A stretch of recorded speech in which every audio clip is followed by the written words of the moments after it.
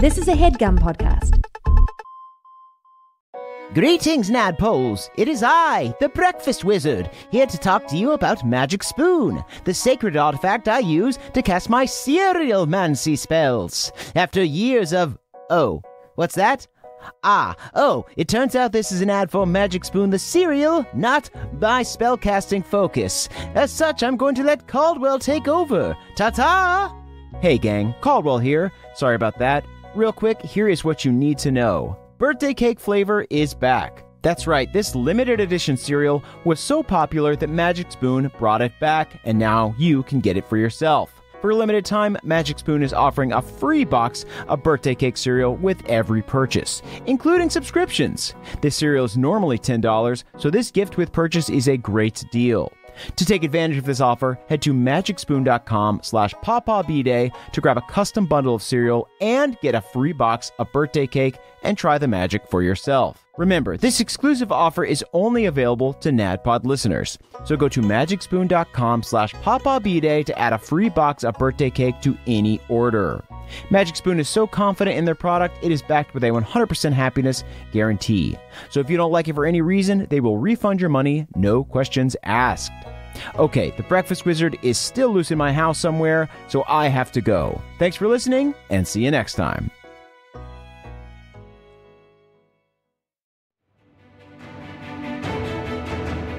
Welcome to the campaign after the campaign. This is not another D&D podcast. Welcome back to Bohemia, everyone. Bohemia. I'm your Dungeon Master, Brian Murphy, joined by Jake Hurwitz, Hard one, Surefoot. Emily Axford, Moonshine Sabin, splitting oceans and causing commotions. Shout out to Jeff Pearson 2012 who said that to me on Twitter. Oh, we're Said I could use it. I wasn't on purpose, but they tweeted it at me and I was like, can I please use this? All right, yeah, at Caldy on Twitter, just hit me up. Got this banked for the next month. Fantastic. and of course, Caldwell Tanner. Beverly Togold the fifth, shortest boy on campus. Oh, okay. And joining us again, our very special guest, Zach Oyama. Mavericks the Unschooled who forgot this assignment. Nice. So in character. Oh, right, I'm also Moonshine the Unschoolable. That's right. Guys, let's do a little recap. So last week, you guys survived the second and third rounds of the Glade Home Wizard Tournament. First, besting the Star Spawn in an airborne battle that Against tested our will. your constitution and wisdom, then successfully stole a copper from a Void Dragon in a test of strength and intelligence. After escaping the Void Dragon's galactic dreamscape, you returned to the Great Hall and joined the final four teams in preparing for the last round. While scoping out the competition, it occurred to Hard One that the gnomish woman was wearing a golden sword necklace, the symbol of the Chosen. And that's where we are now. What has become of the Tinkles? You guys see that? Looks like that lady really loves milk. She's drinking that big stein. Yeah, that's a good call. Real quick, Bev, will you minor illusion some milk and just see if she has any kind of reaction? Sure thing. I minor illusion a whole gallon full, and then I just kind of like start chugging it down and making direct eye contact with Can the I gnome. do an insight check on the gnome? Yeah, go ahead. 14. 14. She doesn't seem super into it. Even if I like stand up on the table and do a little dance while I do it? Even as you do your milk jug dance, Okay. you see the only person who's really into it is Ren. You hear him go, "Oh, can I get some of that?" Oh, shut the hell I up. didn't know we had to bring our own milk. I splash it on his crotch. Why? This guy peed. This guy peed. Peed milk. You see the masters are at the front of the room. Lucanus goes, "All right, children, enough." So you guys are all sitting in this great hall. Around you, you can see the other remaining teams are getting geared up for the next round. You see the gnome woman is using a spell to repair some damage to one of her clockwork Templars. You see the shadowy figure in black with the iron mask is quietly talking to his warders. You look around and you see that the room has been prepped for the final round. The tables have all been removed. The Great Hall is like a giant cavern now. The only banners that remain are the school's colors, red and black, and the purple and silver of the Gladeholm royalty, the nobles. On the pedestal where you saw all the master's chairs before, there is now just the headmaster's chair. This throne, this red cushion with silver finishings and dark wood that appears to be attached to the pedestal itself. And you see Lucanus is there with a crew of masters from the other schools and guilds. Some of them look disappointed that their team's lost. You see some pretty bummed out looking dwarven teachers. But mostly they're just worried because, somebody evil getting this crown is bad for everybody. It's not just bad for the elves. Yeah. So you guys see Lucanus takes center stage again. He doesn't have his usual kind of pomp. He just looks very serious now. And he addresses the final 4 teams. And he goes, "Congratulations, you've made it to the final round. You can all look around you because one of these teams will be declared the winner, and their school or guild will gain possession of the thinking cap. The fate of Bohemia and that of the elves rests in your hands." And you see Lucanus locks eyes with you, Moonshine. He then gestures to the wall behind him, full of these cubbies containing ancient artifacts that span the entire back wall. You see that the individual cubbies now all have little arcane barriers protecting them, except for the thinking cap itself. It sits dead center on the wall, 50 feet up, just completely exposed. And Lucanus continues. The final round is quite simple. Whoever can sit atop the headmaster's throne while holding the thinking cap for 1 minute, uninterrupted, is the winner. Warder or champion, it doesn't matter. And just metagaming-wise, that's about 10 rounds. So you pretty much need to, barter a deal or just kind of beat everybody. Or be so sneaky that somebody somehow wouldn't notice you there the whole time. And Lucanus continues. In order to prevent conspiracies or teams sabotaging each other, it is an ancient, agreed-upon tradition that we introduce an element of chaos to the competition. The masters will sick. be... Sorry. Sorry, did you have a question, Mavris? I did not. Oh. I said that's sick. You see some of the Death Knight guys kind of grumble, sick, pretty sick. These guys know. What do you mean it's sick? Ren, Don't- I can't believe you're interrupting right now, Ren. Yes, Ren, be quiet. God, Kick him out of the tournament. probably should behead him. It's disrespectful. All right, again, let's stop telling on people. The masters are going to be summoning a spirit golem to guard the thinking cap. The being will attack any of you without prejudice. How you deal with the spirit golem and the rest of the teams is entirely up to you. Now, the masters are not allowed to get involved under any circumstances. We will be trapped together in a demi-plane until someone sits atop the throne and the competition is declared over. We do not know what exactly will be summoned when we raise the spirit golem. There is only one thing for certain, that it will bring death and chaos and destruction. I will give you all one last chance to bow out of the competition if you'd like to. I like it, Ren. Moonshine gets up. Well, this is about time to use the bathroom. You can use the bathroom. Everybody waits for you quietly for 10 minutes. It's now a good time to go to the bathroom, though, for the group. If anyone needs to go to the bathroom, go to the bathroom. I don't have to back. go, but I could. Back from the bathroom. You know what? I could actually use the bathroom if you don't mind. Oh, What was funny there? what? I just have to go to the bathroom. You have Tourette's. Let's just grow up. All right, before we summon the spirit golem, everyone use the bathroom. Take your short rests. Do whatever little inspiring speeches you have to do. Okay. I want to invite everyone to the unisex bathroom with me so that we can all take care of our business, and I can also give an inspiring speech. While we're all on in little stalls next to each other? Yes, absolutely. Okay. We're all next to each other. We're all passing toilet paper back and forth. Okay. I've written inspiring messages on the toilet paper for everyone. Wow. And what does this mean?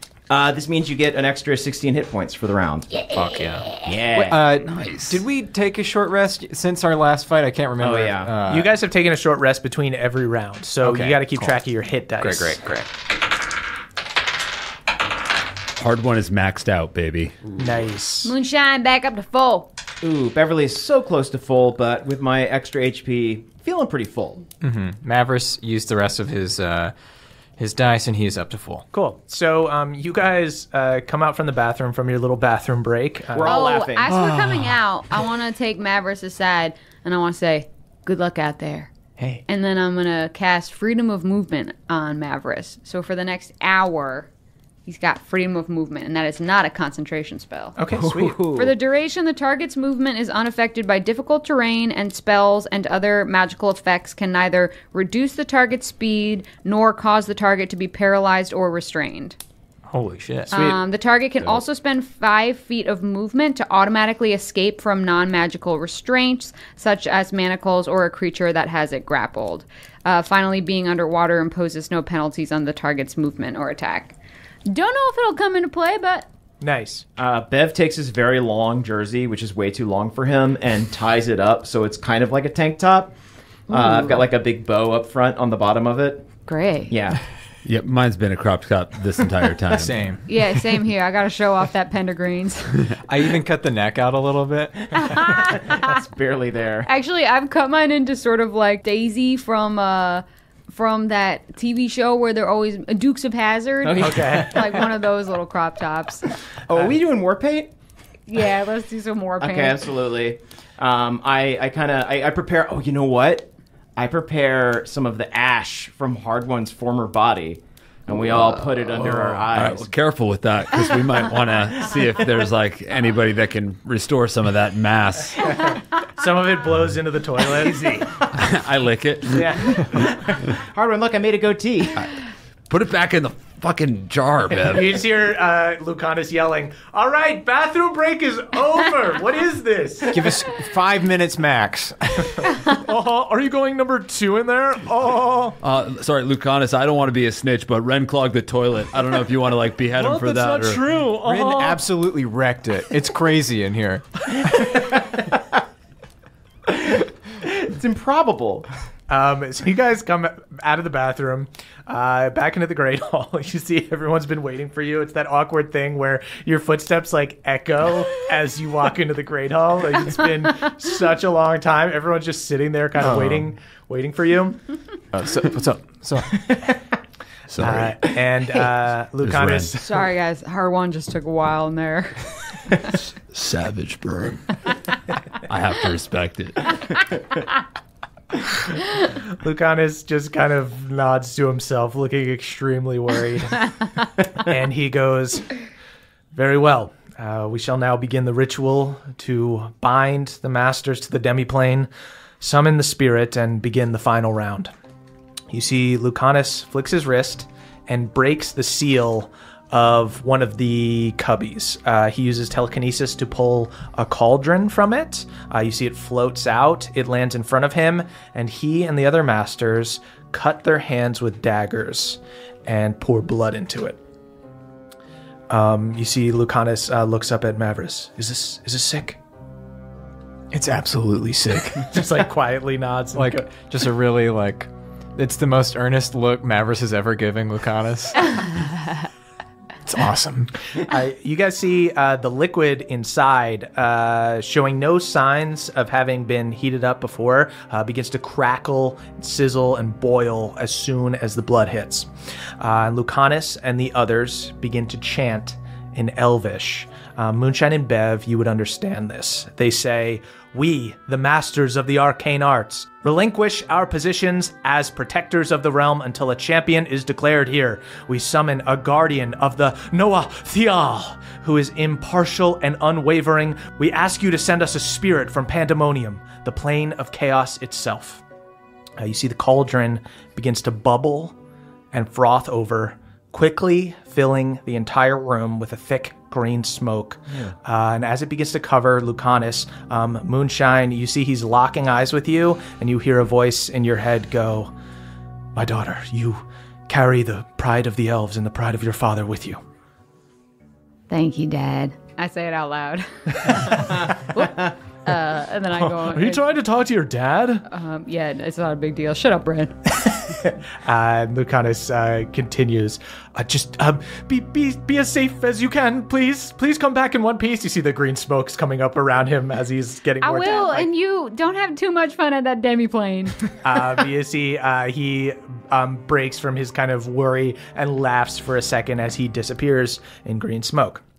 So you guys see the smoke completely fills the room, and when it clears, you see that all of the masters have disappeared.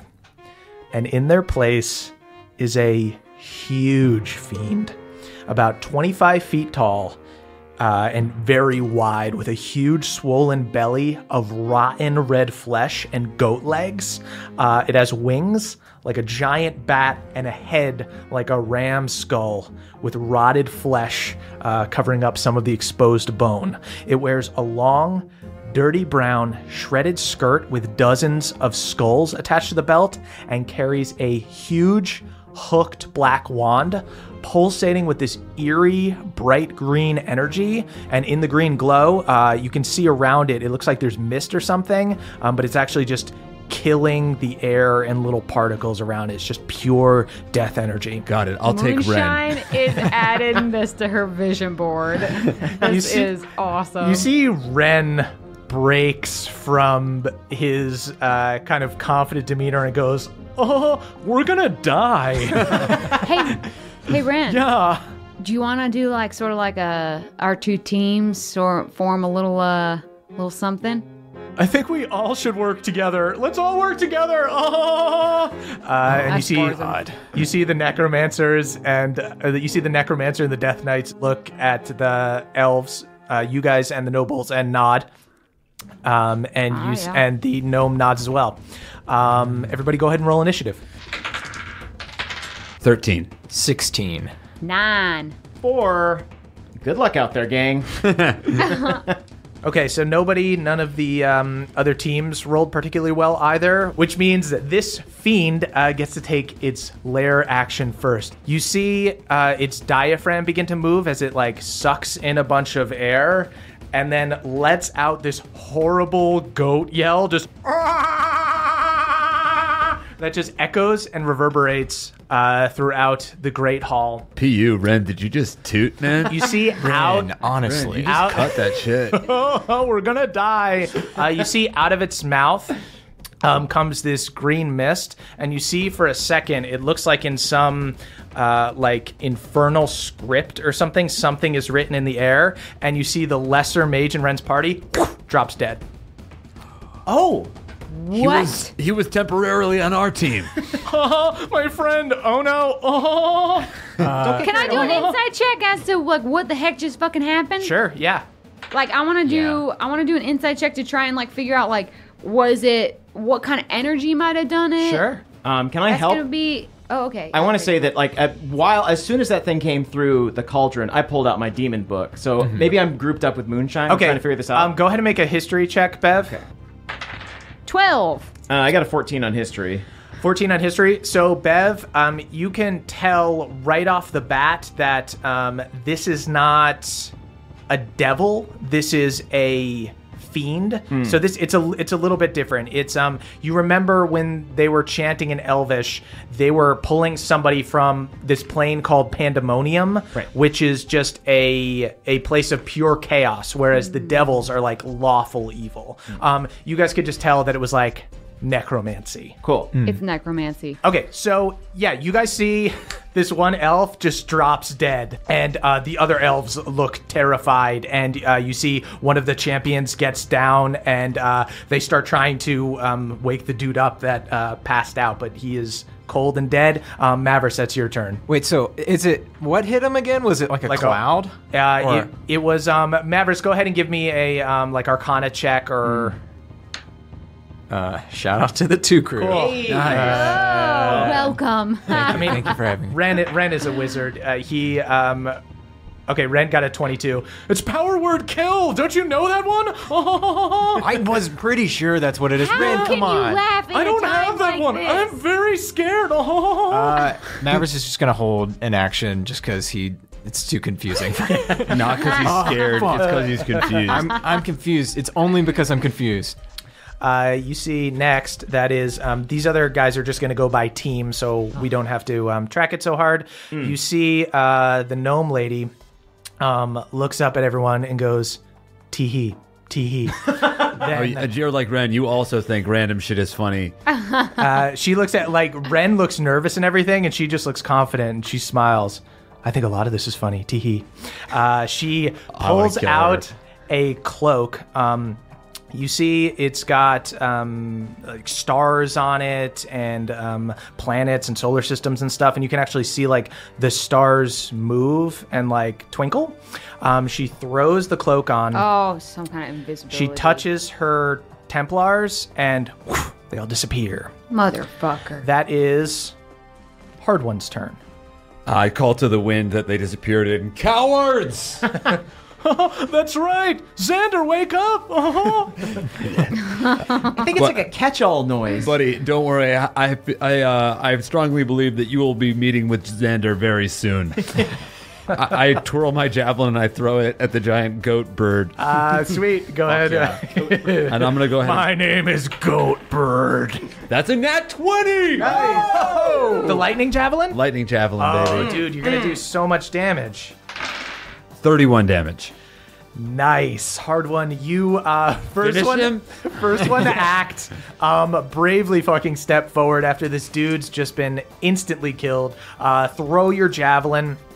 Explodes with lightning into this thing's. It hits this thing's rotting belly and explodes lightning damage all into him. And he lets out this goat bleat roar. And pulls the javelin out and tosses it aside. Go ahead and take your second or your third attack. Okay, I'll just take 2 more attacks with my Queen's Hammer. Sweet.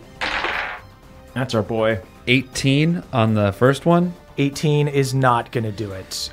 You swing at him surprisingly sure-footed.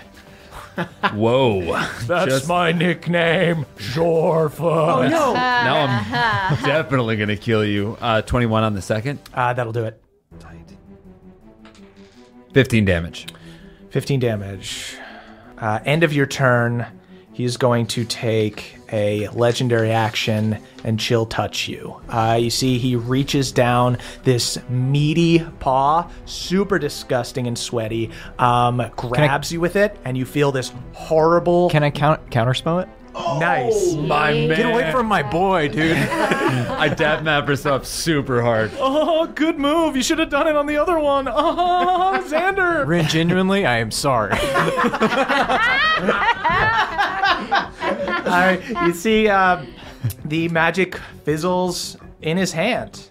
Then that is this big fiend's turn. This fiend has just been dispelled. Super, super pissed at Mavris. Looks at Mavris.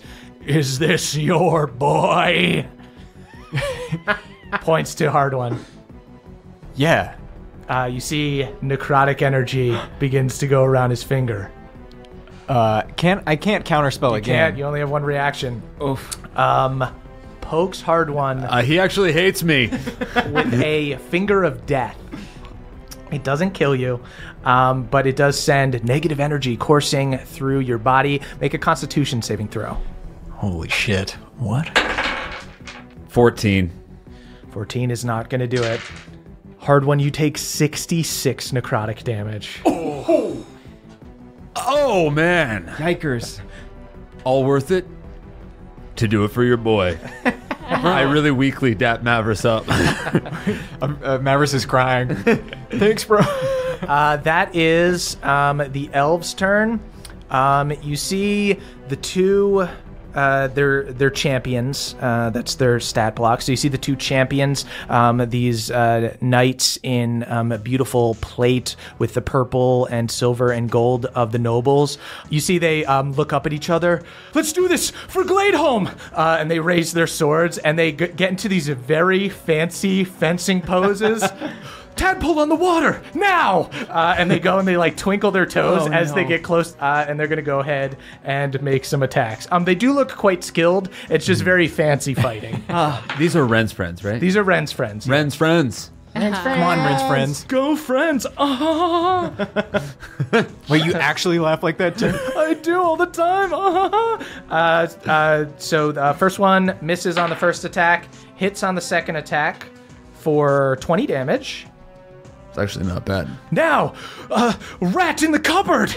Turns and does a different move and stabs him. Names. Try not to call it out right before you do it. And now, the flourishing butterfly swings forward, hits, and does 18 damage. Bev is writing down all these moves. Then the other one is going to take 3 attacks, hits on the first one for 17 damage, makes a second attack, misses, makes a third attack, hits for 23 damage. Nice. Not bad. You see them elves are mixing it up out there. You see Ren looks super scared, and he goes, I guess I should do something. Please? And he runs over to the side so that he can just hit the fiend without hitting his friends, and he's going to cast Cone of Cold at a, let's say, 6th level. Go for it, Ren. Is Ren about to do something impressive? So you see, 6th level spell is gonna be fucking. he holds up his hand, and a beam of frost shoots out from it and hits this giant fiend in the back, lets out this horrible roar, and does 35 damage. Oh ho ho. Ren. Oh ho ho, Ren. When you're not laughing, you're very effective. At the end of Ren's turn, this goat fiend is super mad. I guess still mad at Hard One, and is going to take a tail attack against you. 22 to hit, and that is going to be 30 damage. I guess I'll hellish rebuke him. Can I do that? Yeah, go ahead. Cool. 2d10 of damage. He makes a save. He passes. Fucker. I rolled a 3 on that, so I guess he takes half.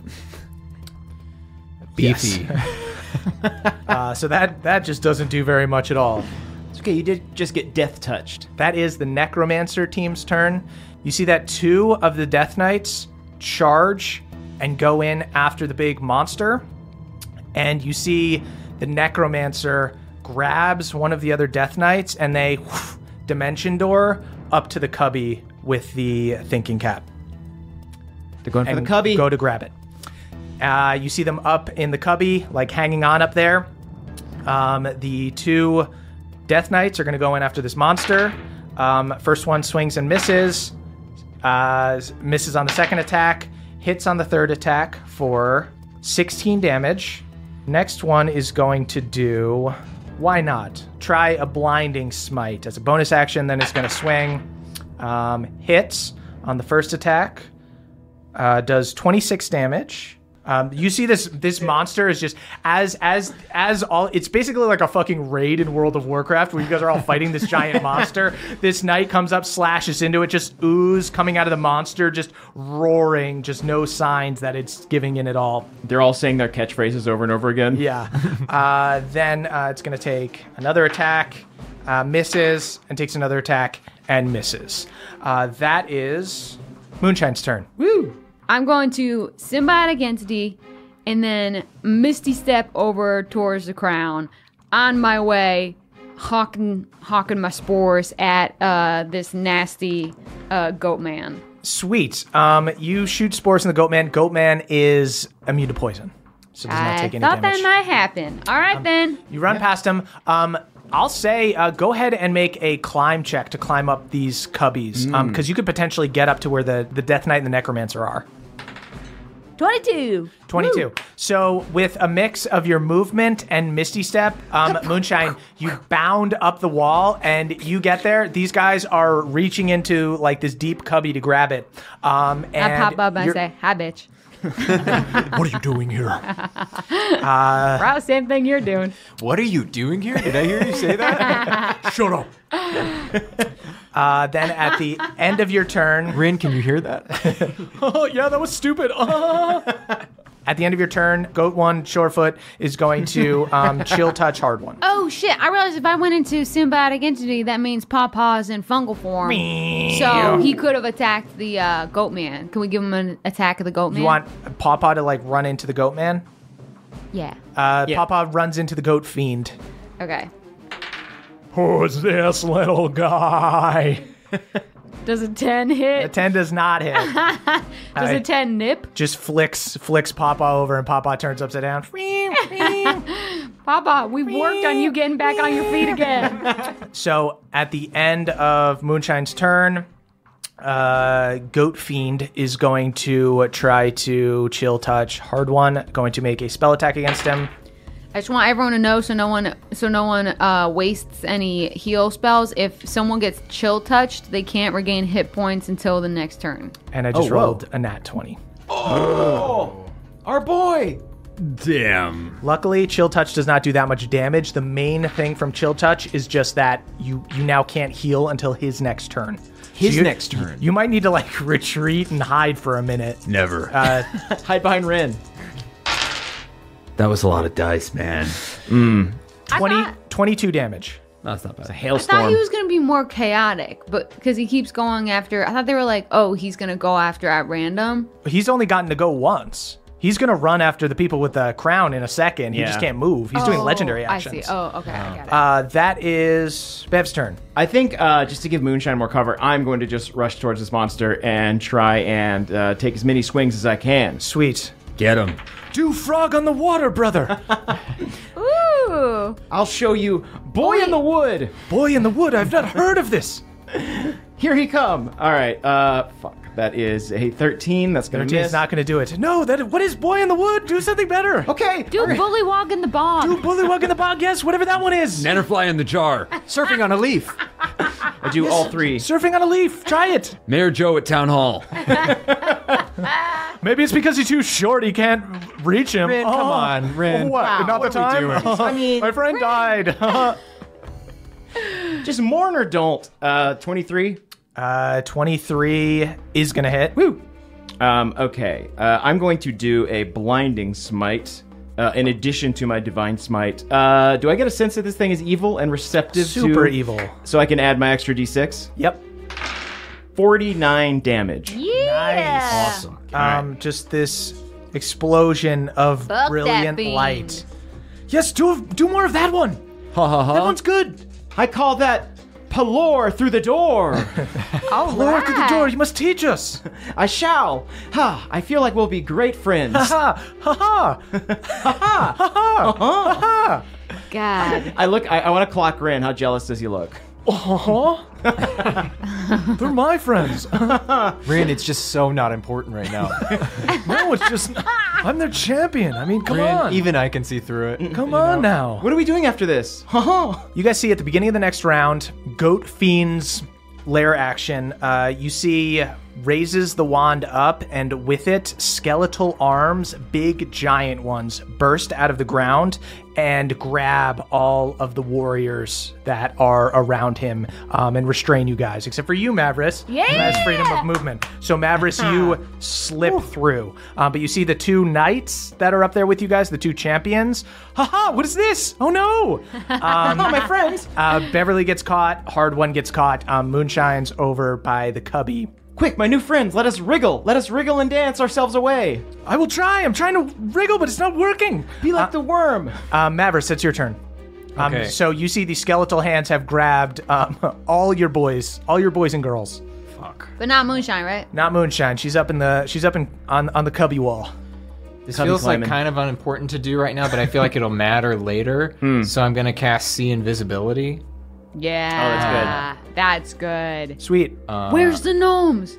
Just to see if I could see what those guys are. Okay, cool. They're treacherous. Keep an eye on Love them. that. That's You cast cool. See Invisibility, and you do not see the gnome in this room or the Templars. They blink? Maybe because it's like a cloak, you can't see, and it's not it shouldn't cast invisibility. She's using a cloak. Maybe Or they that's left. why. Maybe she's hiding behind a chair, but also invisible. On the next initiative, that is the gnome's turn. Everybody go ahead and give me perception checks. Did they go 17. 15. 14. 14 as I'm well? perched up eagle-eyed in the... So Moonshine probably hears this better than the other guys because you guys are all kind of wrapped up. You got Mavericks, even though you're not caught, you got wrangly bones right next to you, just like making all these popping noises and everything. And there's just all of this chaos of this goat fiend screaming and everything. Moonshine, you hear the dragon downstairs roaring. The void shit. dragon? The dragon or guarding the Quixis? door? Quixis. You hear Quixis roaring. Okay, gotta get on that rapport spores and say there's another fucking battle we need to be concerned about, and that is happening downstairs in that emerald cylinder that my dad got really mad at me for trying to cast guidance on. Wait, but what? The gnomes have gone to fart into the tube They thing. don't give a shit Those about dirty the ass thinking cap. gnomes They're gonna gonna play fart right into that too. The ultimate goof. Hard one, that's just your like a turn. gnome. Hard one, that's your turn. Grappled by a bunch of bones. Oh yeah, you can get out with a you're restrained, so you can make an attack with disadvantage, and then you can try to get out with a strength check. I guess I want to try to get out so we can check on these gnomes. Sweet. Shit, but then, well, yeah, that's what we should do, right? Because if Ren's friends get the cap, that's still kind of fine. Oh, But we just can't let this. interesting. It seems like this Death Knight person might Might not be great either. We don't know if they're great. necromancers or what. Hard one, make a decision. What are you doing? You're restrained. I'm going to try to get out. Okay. Nat 20. Hard one. You usually have to use an action to get out. You are just so inspired by this. You're like, everybody fucking needs me right now. You burst out. Sick. I wanted to dap Ren to dap Mavericks up again. I'm like the guy that does too many handshakes once we've established it. No, but it's awesome because it's like new friendship, you know.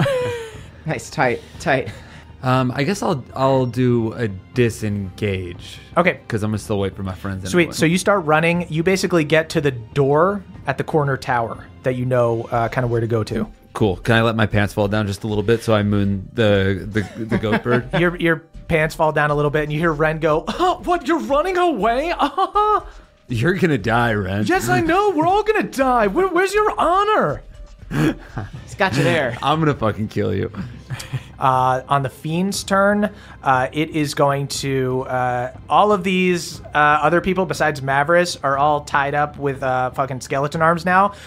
This dude is going to rush over to where he sees Moonshine and the Death Knights trying to grab the thinking cap. And is going to go ahead, point a finger, and do Circle of Death in that cubby. Moonshine, go ahead and give me a Constitution saving throw. 8. 8's not going to do it. Is she close enough to me to get the +4? No, she's up on the... Oh, yeah, she's shit. 50 feet in the air. Yeah, you take 29 damage. And you see these... That's not even... I'm not even done with my symbiotic entity hit points, baby. Bring it on. you see this... Free HP. Necromancer does have resistance to it, but does take some damage from that. The Death Knight straight up does not look like it affected him. Then that is the elves' turns. They are just going to... Lizard on the creek. I'm trying, brother. Snake in the grass. Trying to wriggle out. Snake in the grass. Shout out to the 2 crew trying to get out of them skeleton arms, and a 1. The elves stay stuck. No! That is- Now they're like kind of on our side because Yeah. we need them to win. That is the Necromancer team's turns. They're up in the cubby with me. A couple of them are. The 2 What up? Couple. guard dudes are down fighting. One guy fails to get out of the skeleton arms. Another guy fails to get out of the skeleton arms. These are tough skeleton arms. Yeah, we've seen a lot of bones, and these are big Yeah, bones. these are this skeleton, whatever giant monster skeleton is the source of these arm bones, has been drinking a lot of milk. So take from that what you No will. osteoporosis there. Envious. The other 2 are up in the cubby with Moonshine. And Hey. Moonshine, Truce. go ahead and give me a persuasion check. 11. I'm just gonna say, I might book it. I got some other issues to deal with. Moonshine, as this dude talks, go ahead and give me an insight check. And just to be clear, it's the Death Knight talking. The Necromancer has been quiet. Nat 1. That one. Okay, you don't pick up anything. He goes, and you'll just leave us the thinking cap? I You know what? Why don't you attack me? I don't want to commit to anything. You hear him go, Very well. You have tricked me before. and you see he pulls his mask up, and you see the black face wraps of Akarat's prime body. And he goes, I won't underestimate you this time. And he's going to cast a banishment on you. Go ahead and give me a charisma saving throw. Oh, fuck. Do you guys just know everybody? Who is that? Okay, well, my dad kind of works for him. It's a really long story. But he sucks. He's kind of like Rin, but like super evil. Got it. He also Say no hasn't- more. Say no more. Yeah, I got okay, it you got completely. On the same page, okay. He's not quite as bad as Ren. Wait, why are people saying I suck? Ren, just listen to yourself. Be more like your dancing friends. I got a nat 1. Can I counterspell it? Thank God. What level is counterspell? Third? I will. It is at third, but can I cast it at? I'll cast it at fifth level. Okay, the spell. Oh my pea. god. Oh my god. My In your next fucking bandaged character up is gonna face. have counterspell. That rules. I got. Bev caught me up, and I knew I had to do that.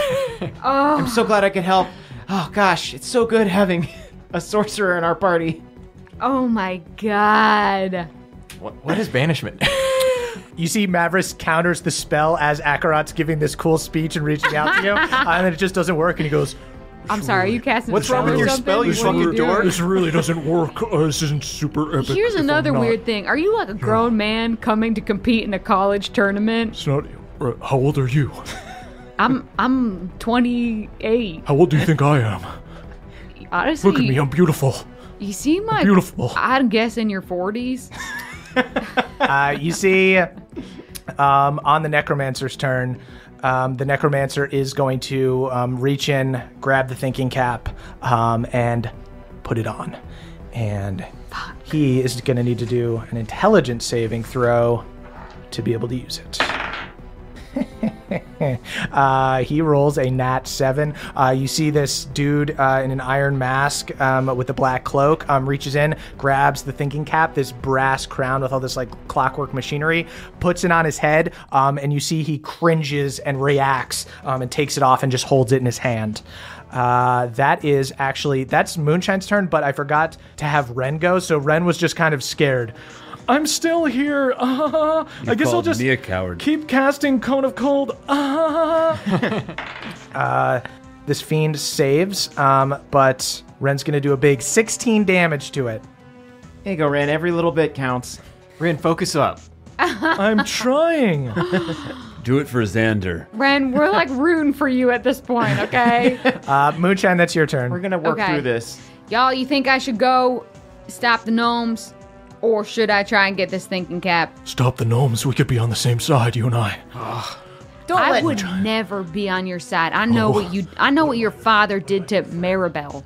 Oh, yeah? Yeah. And so I'm not gonna fucking be on your side. Alright, I reach for the thinking cap. Sweet. Go ahead and make a strength contest. Can I cast enhance ability on myself? I'm going to say in order to grapple something out of somebody's hand, you're going to need to do an action. Alright, then I'm gonna bonus action go into a rage. Okay. And try and grapple that. All right. Not. Oh my god, this dude's so weak. He got a 3, which turns into a 2. So he just puts on. Alright, I fucking take it. Moonshine, you grab it, put you it grab on my head. You put it on your head. Oh my god, Moonshine, you instantly are overwhelmed by the sound of thousands of voices. Go ahead and give me an intelligence saving throw. Nat 20! Yeah, bitch! Oh my god. I'm looking at Akarat licking my lips, completely unfazed by what should drive me crazy. Moonshine, at first you put the crown on, and you are overwhelmed by the sounds of all these crazy voices. Just, and then you hear the voice of your father in your head. You carry the pride of the elves with you. And then you hear all of the whispers change. They go, sister, like this, sister, like this. They all start like talking and giving you advice. Moonshine, right off the bat, this is going to automatically bring your intelligence up to 19. if you have lower than 19 intelligence. So you have a +4 to Surprisingly, I intelligence. have an 11. Did you have lower than 19? So this brings your intelligence up to 19 automatically. While you're wearing it, you have a proficiency in Arcana. You can use telekinesis at will, like as an action, to things that aren't being worn or carried. So you can't like rip it out of somebody's hand, but you could like grab something from across. You essentially have like the Force in Star Wars. And you can attempt to cast a spell from the cap. So it doesn't require your concentration. It's like the cap's concentration. And also it doesn't use up one of your spell slots, but it has to be something you already know. But in order to do that, the DC equals 10 plus the spell's level. And if you fail, it fizzles. And if you fail by 5 or more, it backfires and hurts you. So it's a dangerous, powerful relic. And you what would am I use your adding to wisdom. that? Use my wisdom. Because that's your spellcasting modifier. Is that like a save? 'Cause I would add no, my it's like proficiency a to that. check. It's just a check. Like a wisdom check. Yep. Oh, but we have advantage on wisdom checks right now. Yes. Feast. We do. Wow. Yummy. What a good feast. So Moonshine, you Still fucking thinking about that dinner from last night. you own these devils, and then you put the crown on, and it's totally working for you. Hey, Ackroyd, how I look, huh? You look stunning. You must come with me to hell. Let me take you to hell. Honestly, it's kind of Let hot me the way you take said you to that. hell, girl. What? Can I see that that's Akarat up there? No way. No, it's like you guys might not even know unless Moonshine. I guess Moonshine's telling you Who's through she the rapport talking spores. to? Yeah, you guys just see Moonshine having a weird argument in the cubby in the Can deep I be distance. like, maybe I would go to hell with you and then blow him a little kiss, but it's a spores.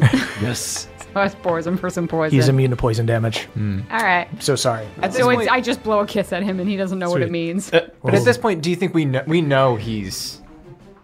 You have I definitely reports can like for it, report or- spores okay. you guys and Okay, be yeah. like, Yeah. yo, I'm staring at Akarat. What? But the cap looks good, does it not? Oh, Looks absolutely. awesome. Very fierce, yeah. So as a legendary action at the end of your turn, Goat Fiend is going to reach up and do chill touch on you, Moonshine. Sees you with the crown. That's mine. Give it back. That's a 22 to hit. So Yeah, that's that going to hits. hit. And that's 11 damage on the chill touch. And you can't be healed. That is Beverly's turn. Okay. I'm rapport sporing with Moonshine. That's Akarat up there? Yeah. Hold him there! I think I gotta get to the throne. Why don't you just come up here? All right, I'm going Oh, up there. right. Yeah. Actually, here's what I want to do. Okay. I want to... You're stuck right now in the skeleton arms. All right, well, first of all, I want to wriggle out. I say to my two new elven friends, French fry in the rain! And I start wriggling.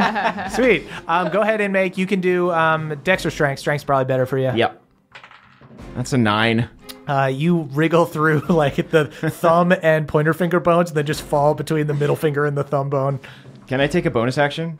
Sure. I'm going to go ahead, thinking forward, and cast Hunter's Mark, which is a bonus action on Akarat. Okay. And that's just going to give me extra damage on him when I see him. Okay, cool. Great. Baller. I see you, boy. Let go of my dad! You're gonna die if you don't focus up.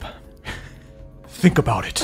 I'm focused all the time. Everything on me is clenched always. Okay, the Fiend is once again going to, I think the tail, he can't hit Moonshine because she's too far up and he can't move as a legendary action. So just going to make another chill touch attack.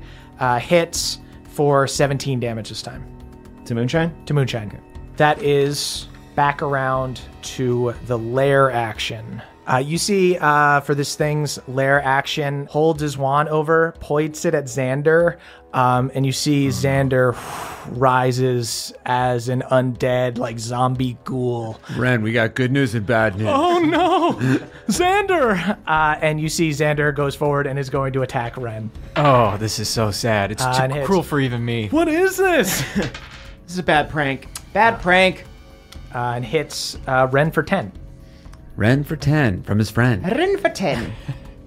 That is Mavris's turn. Mavris has had it. Mavris has been saving this. This is what he's been waiting for. He This is what you finally haven't has been training for. This is what this is entirely what Mavris has not been training for. So Mavris is going to use Disintegrate his 6th level spell with twin spell. So I use 7 sorcery points to cast it at 2 different targets. So I'm gonna cast it at the fiend, and I'm gonna cast it at Akarat. Wow. Yeah! And so that does 10d6 plus 40. That's fucking incredible. Get this man some D6s. I need 4 more Goku. d6. You honor us. This is my fucking Take my spirit D6, bomb. please. Twin spell. Keep it. Can I live? Do it for Gladeholm, Mavris. Oh, shut the fuck up. What? I give you my power. Xander, get off me. Uh-huh. Both gonna take 28 plus 40 damage. 68 damage. And then on a failed save. Okay. Oh, a dexterity saving throw. So Goat Fiend's going to make a roll. That's an 18. My spell save DC is 17. Okay, so he's going to take half. Yeah. And Akarat has magical resistance, so he's going to roll with advantage. He failed the first one. He passes the second one with a 17. It's still a fuck ton of damage. Yeah, still a lot of damage. Maybe I should have gone to class, guys. How much is it? It was 68, so 68 half, So 34. That's still, you did 34 damage to 2 different fucking... Guys, I don't want to talk about it. Mavericks, that fucking ruled. Mavericks, you did so much damage, and you also got to go to the pool yesterday, so I feel like it's a pretty good win. Also, you counterspelled a fucking banishment. I'll take it. I'll take it, guys. You know what, Mavris? I might have to reconsider my ideas about thinking that tieflings are just kind of freaks. Xander is punching you in the face. My friend, we love to go What's and more laugh freaky, at poor right? people together. What's more freaky? Did you just say laugh at poor people? Yeah, me and Xander. All right, now I'm happy Xander's Now I dead. understand why you laugh at weird times. You just have a bad sense of humor. You see the two knights. We're not like that. We just love the art, the form. You didn't stop him. We just want to protect the rich people. Listen, I know what it's like to be friends with people who are rich and who suck, okay? Just cut them some slack. They're part of the problem and they have to die too, Bev. Maybe you're right. At the end of Mavris' turn, this thing is just once more going to take a chill touch at Moonshine. Ooh, misses. Shout out to the two crew. Ooh. Thank you, so, Tokro. No more Too hot in legendary here for your actions. chill touch. That is Gnome Team's turn. What are they up to? Oh. Well, at least he's not rolling a dice. Oh, he rolled a dice. That is Hard One's turn. Hard One, you are at the door. You can hear Coixus fighting downstairs. You also see this giant fiend going after Moonshine up in the cubbies, right Don't next to worry about Akarat and a necromancer. And your other friends, except for Mavris, are all caught by fucking bone people. I do a weird wink at Moonshine, which is more of a blink. You got this. A sideways. I understand it. Fully understand a it. crooked thumbs up at Bev. Hang in there, bud. Absolutely. I meant to do this. And I say, Ren, come with me if you want to live. And Okay. I jump down the ladder or jump down the chute and I look at Bev's amulet Sweet. So, as I leap. bonus action, look at Bev's amulet. Great. Go ahead and heal yourself up for that. Hard One, you run over to the steps lightning quick, stomp on the step 19 times, drop down the chute. You land with a thud on the stone floor of this eerie secret basement, which apparently isn't that well kept of a secret because this gnome knew about it somehow. You see the room is lit with a green glow from this all-caster apparatus, but it's only a backdrop to a clusterfuck of activity here. You see Coixus is roaring with fury, fighting against three of the Clockwork Templars. You see these big, bulky machines with giant swords. They're in like a defensive stance, kind of blocking the hallway. And you see behind them, it looks like there are a series of magic barriers, almost like the ones from the cubbies, but to prevent somebody from coming down here. But it looks like she's making her way down this short hallway, trying to get to this apparatus, and it looks like she's dispelled at least a couple, and there might be only one or two more before she can get to this apparatus. So Hard One, you get down here. I'm going to say you are at the door. You don't even need to do you're not going to have enough movement to get all the way to her, but you can like attack a Templar or something if you want. or you can make some other kind of action. Is calling my dwarf daddies an action? It is. Great. I'm going to take the Queen's Hammer and say, Gemma, I know you're busy with some new guy, but can you send the dwarf daddies? I just want to talk to them. I'm not bothering you. It takes a really long time to get a reply. Oh yeah, hard one, of course. Yeah. Hey. No big. Good to hear from you. Yes, just been kind of busy. Yeah. I know. Yeah, I know how it is. I'm really busy down here too. Lots of Ed, my half-elf son, rather. The dwarven daddies pop up. Oh no, dragon fighting robots. Little gnome woman running away. Yes, the little looks gnome. bad. Yeah, the gnome woman running away is bad news. We gotta get her. Tee-hee. She thinks Tee-hee to you. Everything is funny, but it's not. That is the Fiend's turn. On the Fiend's turn, I don't know how much HP you have left after everything that's been done. But the Fiend is going to try and cast Power Word Kill on you. Do you have less than 100 hit points? No, I don't. I have more than 100 hit points because of symbiotic entity, because of Bev's inspiring speech, because of the fucking feast last night. Oh, factors. My God, you see, the same energy that killed Xander. You see, spits these like ancient words into the air that then break and go into your body, and you're able to just spit them back out with your symbiotic entity. Surprise, bitch! I know how to read now. Impossible. I'm so proud of you, Moonshine. Oh. That is. Thank you for your inspiring speech, Bev. Thank you for those wonderful crawdads. Truly, I'd be dead without it. That is the elves' turn. They are going to Antelope in the Valley. Antelope in the Valley. They try to get out. Nat 1. Other one, Nat 6. Oh, jeez. They stay stuck. Ren. Fly in the spider web. Oh, Ren is going to disengage from. No, he'll take a hit from Xander. Xander, ow! Xander rolls a Nat 1, just falls. This drooling zombie high elf just on the ground. Honestly, it's an improvement. Ren runs off to follow Hard One. Gets into the doorway, and you hear him. Hard One, go ahead and give a perception check. 21. 21. You vaguely hear him upstairs yelling through the tower, going, "Where did you go? 19 times! Stop 19 times! 19 times where? Just stomp on the floor. How do you know this? I'm a noble high elf. Are you laughing or having a panic I'm attack? having a panic. Hard One, suddenly you hear 19 steps and Ren crashes on top of you. Oh, catch me. God, I can't wait till you fight someone that says tee-hee. We're doing this for Gladeholm. For Xander. You hear in the background, tee-hee, tee-hee. She's like trying to get through the barriers. You hear that annoying laugh? We must silence it forever. All our greatest enemies together in one place. Devils, gnomes. So this... Man, he tried to power word kill you, and he couldn't do it. Wow. And now he's just stuck down there. Who's near him? All he can do, he can't move with a legendary action, so he's just gonna chill touch you, Moonshine. No, chill touch me. Nobody's hit me. She's got the crown. I know. All he cares about is the crown. I know. That's a fucking natural 3. He misses. Yeah. So he misses. That is the devil team.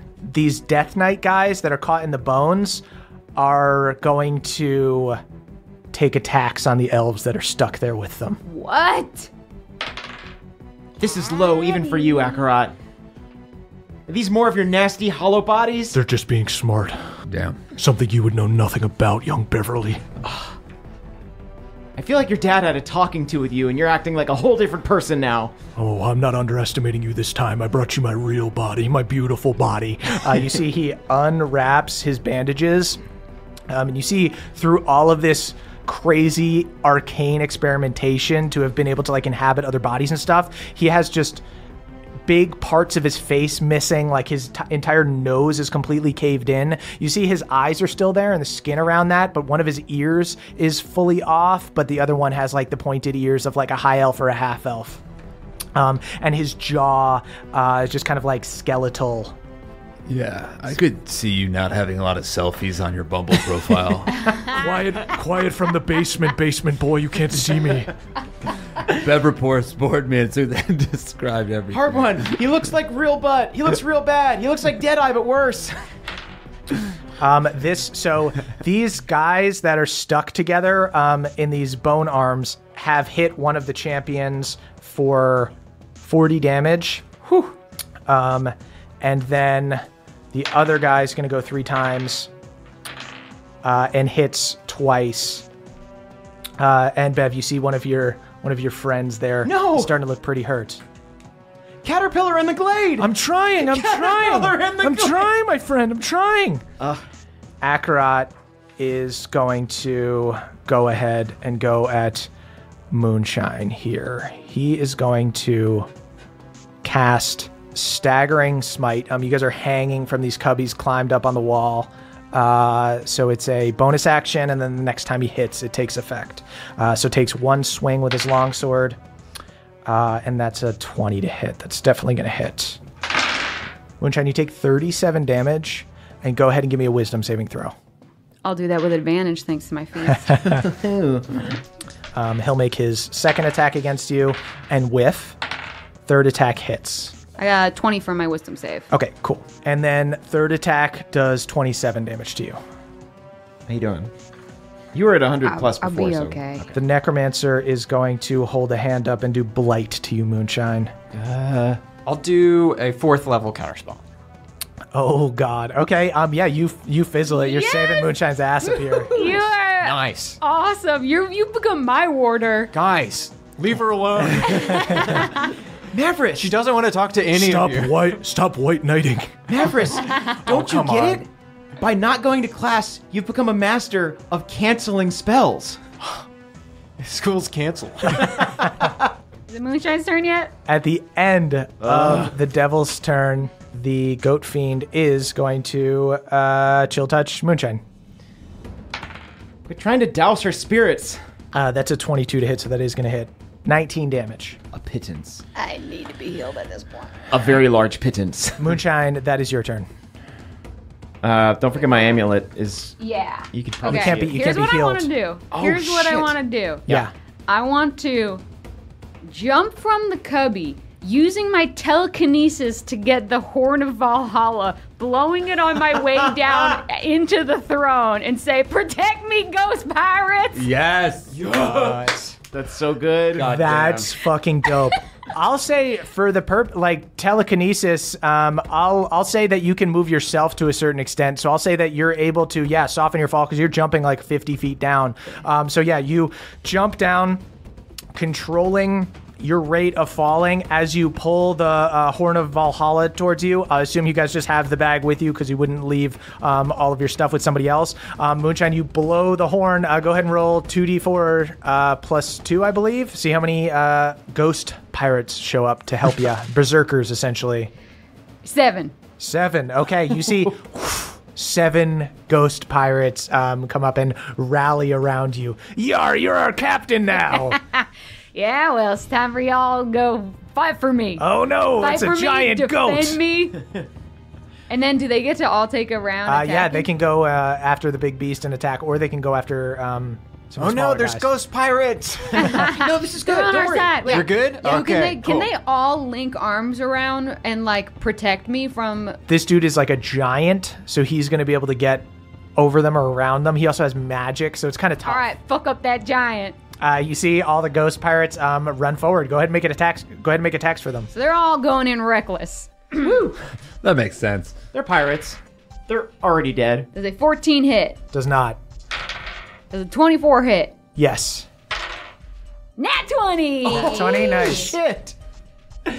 Good rolls. Which pirate was that? That one's the captain now. That was Braun. Braun the Brave. Does a 26 hit? Yes, Spelled a third way. Does a 21 hit? it does. 2 nat ones. That's gonna be failure.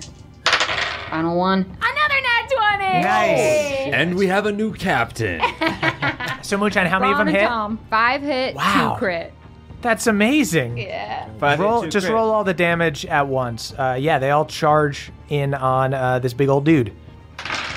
Okay, that's gonna be 72. Oh my god, these ghost pirates swarm this giant goat fiend. Bad, right. go away. Yeah, Pawpaw, get in there too. Go ahead and make an attack with Pawpaw. These guys are tearing up this beast. Pawpaw's not having a good day. 12 gonna hit. Not gonna do it.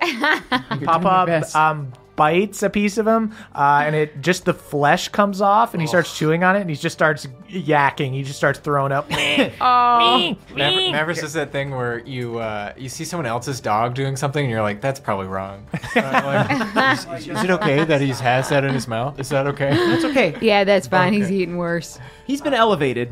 All right, at the end of Moonshine's turn, this dude's just gonna whack some of these ghosts with his tail because he's mad. And he hits, and he's going to do 30 damage with a tail attack. Okay. Still to the first standing. ghost. Wow. How much HP do they have? 67. Whoa. We got some sturdy berserkers. Those are some Thick beefy lads. boys. Yeah. Beefy boys are these ghosts. The goat fiend is looking pretty messed up. You see just organs and fat are just falling out of its open stomach. Ooh. Beverly, that's your turn. You're stuck with your friends, the 2 Death Knights and the 2 champions. What should we do now? We must... Onion ring and the French fries? No, we must do the invisible hot dog. And I cast Misty Step. Beverly disappears. You are just fully out of the skeleton. A bun, but no hot dog. I should have done that last turn. I just remembered that I could do that, so now I'm out. I'm within range of the big goat fiend, right? Big goat fiend is he was just up at the cubbies trying to get Moonshine down. Yeah. Moonshine hopped over his head, got down to the throne, and he's just turned around trying to get to her. You can run to him certainly. Moonshine, you want me to finish this guy off? Yeah, fuck him up, All right, Dad. here we go. You smite that little piece of shit. It's smiting time. I say that again, but louder so everyone can hear. It's smiting time. Wow. What do we think? Smiting devils. Does 19 hit? 19 does not hit. All right. I'm going to true strike on this one, so even Okay. if I miss.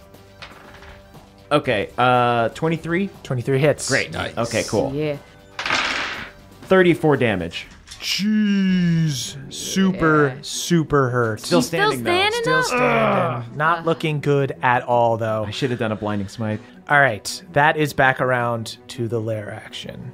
The Goat Fiend did not use this last time, so it can once again use the lair action power word kill. You see, it lifts his head up to the ceiling, lets out an echoey death bleat at Moonshine. Moonshine. I'm below 100. No, what? Moonshine. I guess I go down. You hear him let out this death bleat. Can I counterspell it? Yeah, you can try. It's a 9th level spell, so it's a DC 19 against your spell casting modifier. So you basically do if you have a plus For me, 5 that's charisma, right? Yeah. So this plus 5. so you need to get a 14 or higher to stop this power word kill on Moonshine and stop her from dying immediately. No pressure. Just roll real well. No matter what happens, you've really been looking out for me. 18. Once again, Mavris the Unschooled deflects this fucking demon monster. Can't get a spell off. This demigod that rules part of another plane Ladies cannot and gentlemen, D&D is gambling. cannot kill this crick elf. Absolutely cannot kill this crick elf. Amazing. And Mavris, it's your turn. Get away from my friend, dude. Never someone make love to Stop you. protecting Awesome. your friend. What was that? Do you guys mean to say that in like a private force? Oh, sorry. Did everyone hear that? Oh, For yeah. me, sex is not private. Kind of good point for me, too. Yeah. Nice. Same. I'm gonna come up from the basement and let's talk about sex and how awesome it is.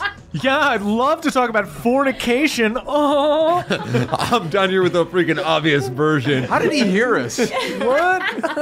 Hardboy, did you put him on rapport? Okay, Hi, Mavericks I'm on is, the team. I feel like Mavericks has had it and is he's had it a couple of times. I think Mavericks is gonna do a 5th level fireball on the fucking goat. Fireball. Damn. And that I over. cannot believe. Well, one hand counterspell with the other hand. Fireball. And I can do that's fine. Yeah, right? and your draconic lineage lets you get past his resistance. Yeah, I ignore Sweet. resistance on it. So he does pass, so he's only going to take half, but he is on death's door, Mavris, so go ahead and roll your damage for fireball. Okay. I already said I'm doing it at 5th level, so fuck it. Let's Okay. do it. Mavericks looks around. He's looking for his frisbee. Can I? Yeah, go ahead and do a perception check to find your frisbee with advantage because you're on a Okay. roll right now. Is 15 enough to find a frisbee? 15. Mavris, you find is it a plate or is it your frisbee? It might be your frisbee. Only one way to find out. Mavericks picks up this Whatever plate it or is. frisbee and uses it to channel his fireball. Whoa. And like a frisbee, just an ultimate toss, casts a 5th level fireball, which means that it's not going to be 8d6, it's going to be 10d6. Yeah. So I need a couple of This ain't d6. frisbee. This is the ultimate frisbee. Take mine, please. So overall, 41. Mavris, finish this gun. Yes. Mavericks holds the frisbee. He does the like pivot foot that people who play Ultimate do. It's like he's gonna throw it somewhere else, and then looks at the goat fiend and says, "You don't fucking know what chaos is." Fucking hell yeah! Just frisbee, flaming frisbee, clean cuts through his head. Amazing. Cuts his head off. Y'all thought Captain America had a cool disc. Falls down, bursts into the green smoke from which it came. You see the skeletal hands that were holding the elven champions and the lesser death knights fall away. Oh my god, And you guys- Mavericks, that was some MVP level shit. And you guys are just left it's in this fine. room We now. don't have to talk about it. You guys are left in this room now with the other teams. Gosh, I wish Carl was here With to the see other this. teams. All right, whose turn He's is a it? solid dude, but I don't. It's fine. I can tell him later. So now we cut down to the gnome team. So Hard One, you are down there with Fuck Ren. the gnomes. You see this little gnome wizard lady. She's got this starry cloak on. You can kind of barely see her in the shadow of the hallway, trying to get to this apparatus room. You can see it looks like there's one barrier left, keeping her out of there. It looks like she's gone through the other ones. You see the Clockwork Templars, these big beefy dudes, are blocking it so Quixis can't get to her. It looks like they're pretty singed, like they've taken some fire damage and stuff, like Quixis has been using his breath weapon. They both look pretty beat up. But you do see that she is going to try to dispel magic on the barrier. I cast Counterspell. Do I have that one? Wait, actually, I could do that if you want. Fuck off, Ren. Do you not want me to counter it? Oh, no, do it, actually. Okay. But like, put your hands in front of Hard One so it looks like he's doing it. I'll say, you know what? I'm going to have her do a perception check to see if she saw, like, Ren come down and clocked him and knew that a wizard was there, because otherwise she's just going to cast a regular one and the counterspell will work. Literally, she rolled a nat 1. She doesn't know Ren is down here. She just hears some idiot giggling. She goes to cast Dispel Magic, and Ren counterspells it, and you see the barrier stays up, and she turns around, she goes like, "What? Who did this? Tee-hee. You defied the goddess." It's me and Ren. Oh, it's me, Ren, fighting on behalf of Gladeholm with my friend. What is your name, ugly little half-elf? All right, shit, Ren, now you're actually being hilarious. Renegade. Tee-hee, I am the goddess's arch-wizard, and I will not be defeated. Tee-hee. That you see, I'm not gonna roll for the Templars and the dragon. They're just going back and forth. But Quixis is yelling down the hall. No one's allowed back there. Stop this. Do you mind if I go back there real quick just to stop her? I will offer you a day pass. Sweet. I'm gonna Superman down the dragon's back down the hallway. Sweet. Yeah, hard one. That's your turn. Can I use the dragon as a slide to send me down the hallway? Fred Flintstone it. Quixis turns around. That would be fine with me. Just remember to take the pass. Cool. Hands you a little hall pass. As you run along his back, slide down his neck, you see he lifts his head up so that you can clear the Templars. Go ahead and give me an athletics check. These dudes, Flintstone, dude. these Templars have a defensive stance, so they get opportunity attacks if you pass them, but if you succeed wildly on your athletics check, they'll have disadvantage. I got a 27. 27 will do it. Full fucking Fred, my dude. They're going to roll with disadvantage. First guy misses. Second guy misses. Yabba dabba do style, baby. Third guy hits you, I'm hearing Fred. a lot of tee-hees and yabba dabba doos down there. You guys should honestly turn off your report scores. You kind of have to be here, I think. Someone pull on a pelican's mouth to make it. I love the Flintstones. I don't know what to say, guys. I think I'm friends with Ren now. Ren loves the Flintstones. Come on. Teehee, I enjoy the Flintstones, specifically the boss character, Teehee. Mr. Slate? Mr. Slate, he's my favorite, Teehee. I would Sounds love like to you're work really for sounds Mr. like you're Slate. really doing good work down there. Mr. Slate looks like a gnome. Hard one, you take 15 damage by one of the Templars that scratches your butt cheek as you jump over them. Hard one, you do land, and I will allow you to still take an action if you'd like to attack or something. Awesome.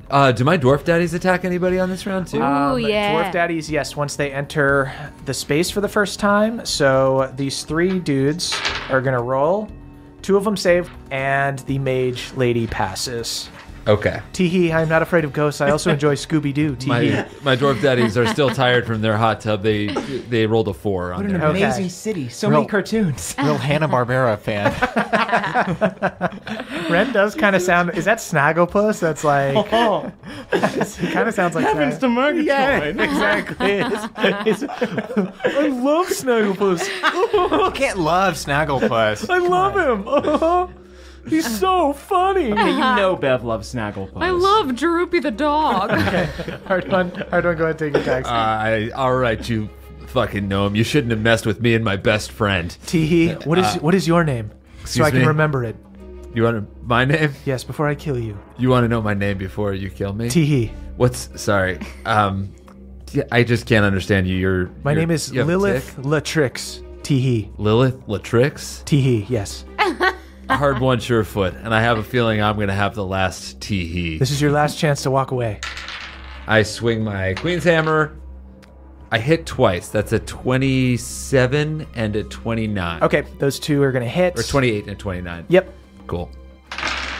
28 damage on the first. Yikes. This mage doesn't love that. Ow. I do not love it. This is like playing golf. Teehee. What's your thing with names, by the way? Why do you want to know who I am?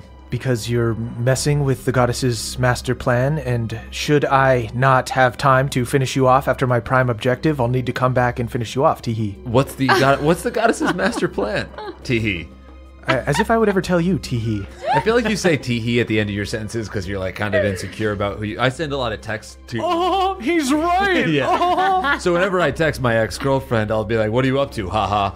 Right. And I feel like that's sort of just it's like a self-protection mechanism. I just want you to be more confident in who you are. Anyway, I'm going to use my action surge To keep hammering this small my- gnome. my- Mavis is hammer just again. upstairs going, nice. Thanks for the play-by-play. Okay, so that's a 29 on one. I'm gonna use a luck point to try to hit her twice. Okay.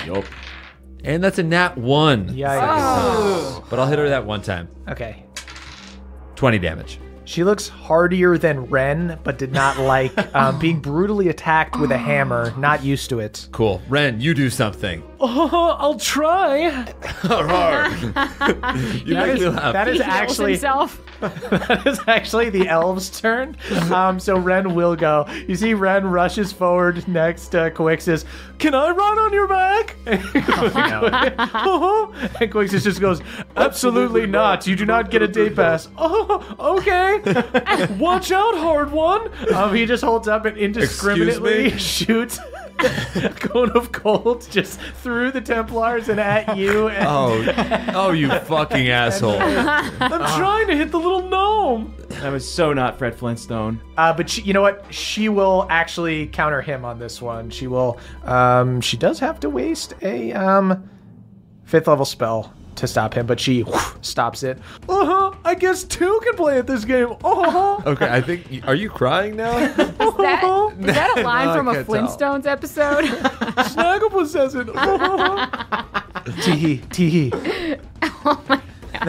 So the other elves, the 2 champion elves are just going to go toe to toe with these Death Knights. What should we use? What was that one that let you escape the bones, brother?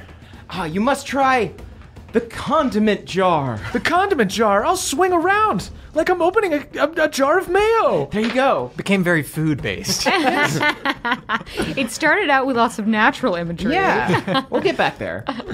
Okay, one champion hit twice. They're focusing up on the same dude. Did 25 damage, and the other one hit once and did 14 damage. That is the Death Knights and the Necromancer. You see Akarat still up at the cubby, looks down at Moonshine and goes, Oh no, you forgot about the cubby. and he holds his hand up, and he makes a hellfire orb in his hand, and he tosses it down at the throne. And there is an explosion of fire and necrotic energy. I'm going to need everybody up here because you guys were all pretty close to the throne within a 20-foot sphere. Everybody go ahead and give me dexterity saving throws. Are they close enough to get my bonus? Ooh, nat 20. Ooh, sweet. 20. Yeah, they're close enough to get your bonus. Nice. 19 Oh, for then me. 24. Sweet. 19 for me. You guys just take half damage, 64 damage total. So just 32 to everybody who took half. Okay. And Bev, you take 15 less damage because you have Fire resistance. fire resistance. Oh, I have so fire resistance. half of it is fire. So Okay. subtract 15. So off. 32 minus Yeah. half. So Okay. you two Oh, guys. wow. So you two guys with fire resistance only take 17 because you have resistance to fire. Moonshine, you take a full 32. 32. How much of that is fire? 30 of it. Okay, I'm going to use absorb elements. Okay. Ooh. And it says the Is it spell. a reaction? Yeah, it's a reaction. Okay. It says the spell captures some of the incoming energy, lessening its effect on you and storing it for your next melee attack. You have resistance to the triggering damage type until the start of your next turn. Okay. Also, the first time you hit with the next melee attack, it takes an extra d6. Sweet. So you just take 17 damage then. You just slurp it down like jambalaya. So then you see this necromancer is going to start climbing down from the cubbies pretty laboriously. It's not pretty, but climbs down about 20 feet to get within like 30 feet of Moonshine, and then is going to cast a blight on her. Can I do a counterspell on that? Yes. What level? I'll use a 4th level counterspell. Counters it. Mavericks, I could use you down here. Wow. What's going on down there, by the way? Me and Ren are sort of bonding. He's kind of funny sometimes. When he's not trying so damn hard, right, Ren? Mavericks is pissed. But, like, understands the circumstance, but is just, like, quietly kind of mad. Yo, Mavericks just us. The dude's still a turd. I'm just trying to talk him up. Okay. Yeah, no, it's whatever. Yeah. It Doesn't matter. So then the other two Death Knights that are engaging with the champions here, I am going to... Okay, one of the champions is pretty hurt because they failed their saving throw with the dex check.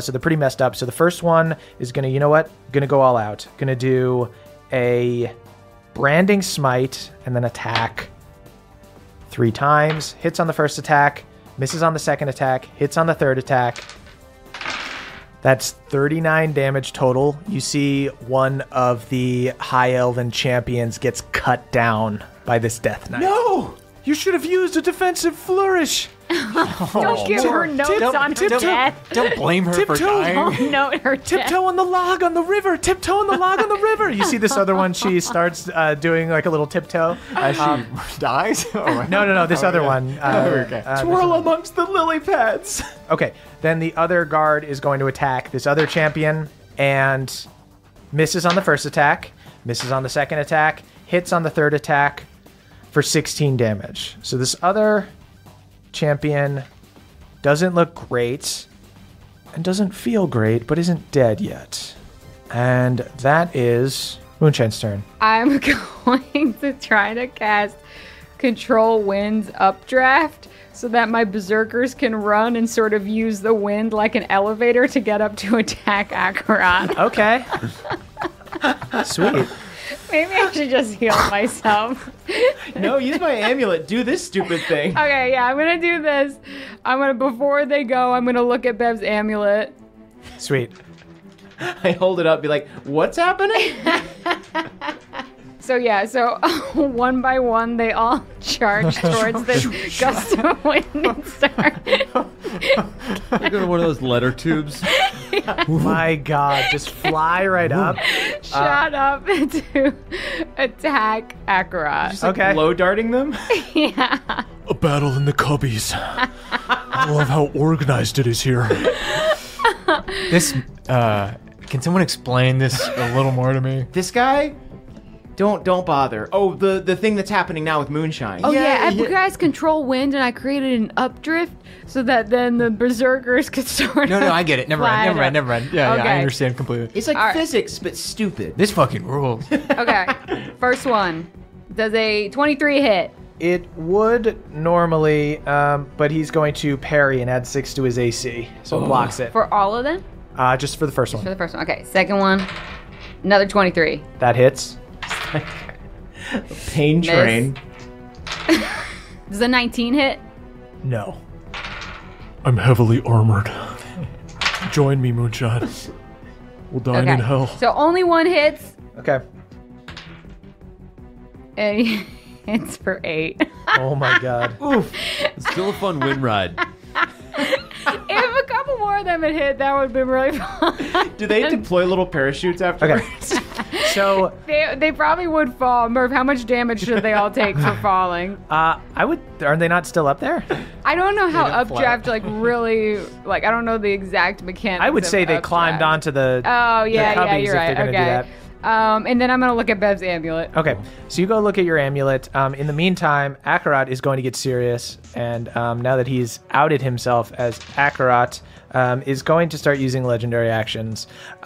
He's going to strike the cubbies. Damn it! Stop! Leave the cubbies out of this. No, I'm mad. I'm raging. And he's going to cast Destructive Wave. This actually takes 2 legendary actions, so I'm going to write that down. That's good. I'm going to do Destructive Wave. I need all of your ghosts to go ahead and give me Constitution saving throws. Don't go after my ghost.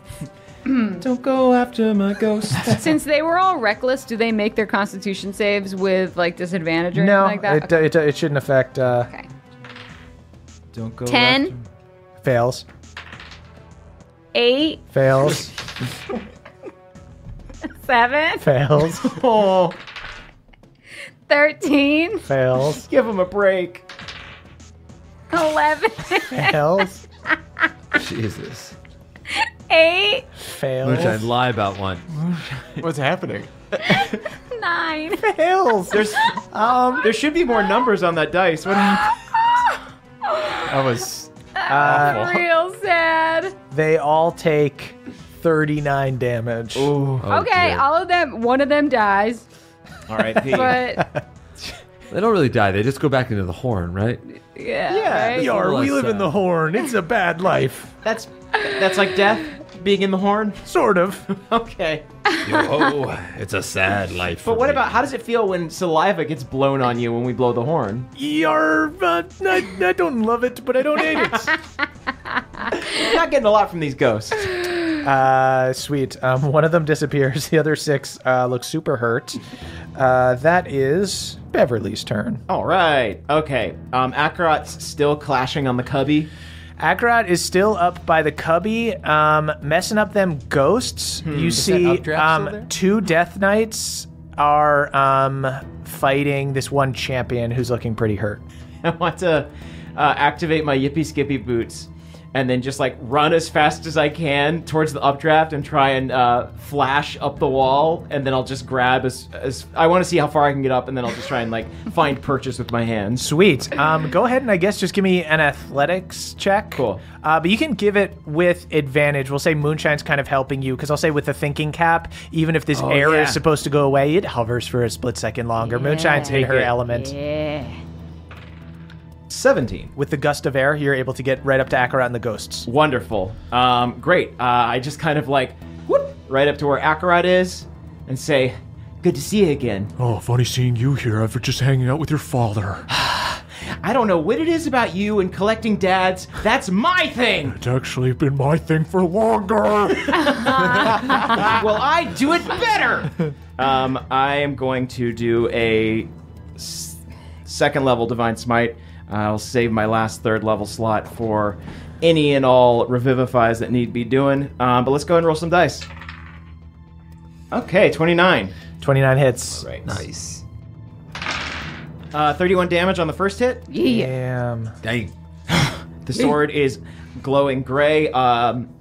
As a bonus action, I'm going to cast Vow of Enmity, which lets me get advantage on attack rolls against a foe. Can I do that now, or should I have done that before? Is it it's a bonus action? Yeah. I'll allow it, yeah. Cool. Great. So I'm going to roll advantage on this next attack. Sweet. 21, does that hit? 21 does hit. All right. I'll do first level smite. Oh, running out of steam, young Beverly. That's not steam. That's the holy gray glow that shall banish you from this realm. Oh, I'm not getting banished anywhere.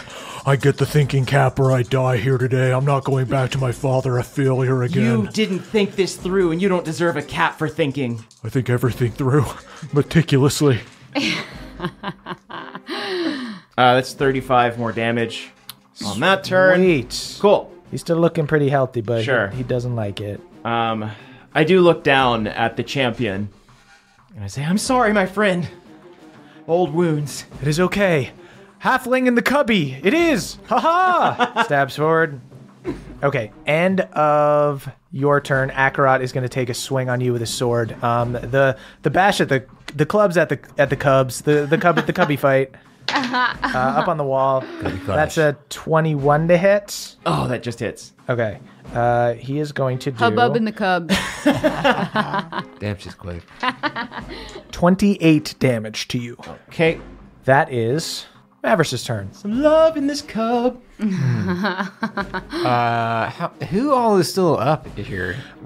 You see whole the team? the whole bad guy team is still there, and this champion is getting beaten up by 2 Death Knights. Moonshine is pretty hurt and sitting on the throne. Necromancer is still there. He's climbing up the cubbies, or climbing down the cubbies rather. Mavericks is going to use his Staff of Power and just hit the Necromancer with the lightning bolt. Okay. It's and that is a 5th level lightning bolt. The Mavris magic equivalent of saying, "Shut up, dude." So that's 5th level, so that means it's 10d6. And it's a dex save. Ooh. You know what? The Necromancer's going to counter it. Wow. Oh. I handed him a Eat D6 that. and everything. Mavericks.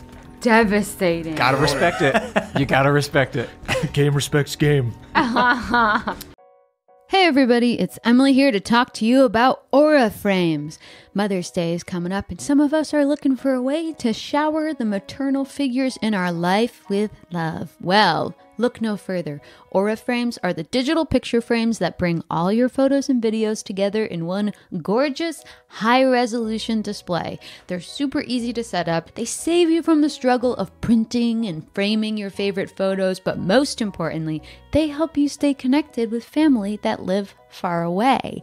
That's because you can kind of preload a bunch of pictures onto the frame, but you also get to keep adding pictures, and you can invite the rest of your family to add pictures. The gifts you make mean the most, so this year, turn your family's past into the perfect Mother's Day present with a connected frame from Aura. Right now, Aura has a great deal for Mother's Day. Listeners can visit auraframes.com/pawpaw to get up to $30 off on their best-selling frames. That's auraframes.com/PAWPAW. Plus, listeners can get free shipping with code PAWPAW at checkout. This deal ends on Mother's Day, May 14th, so don't wait.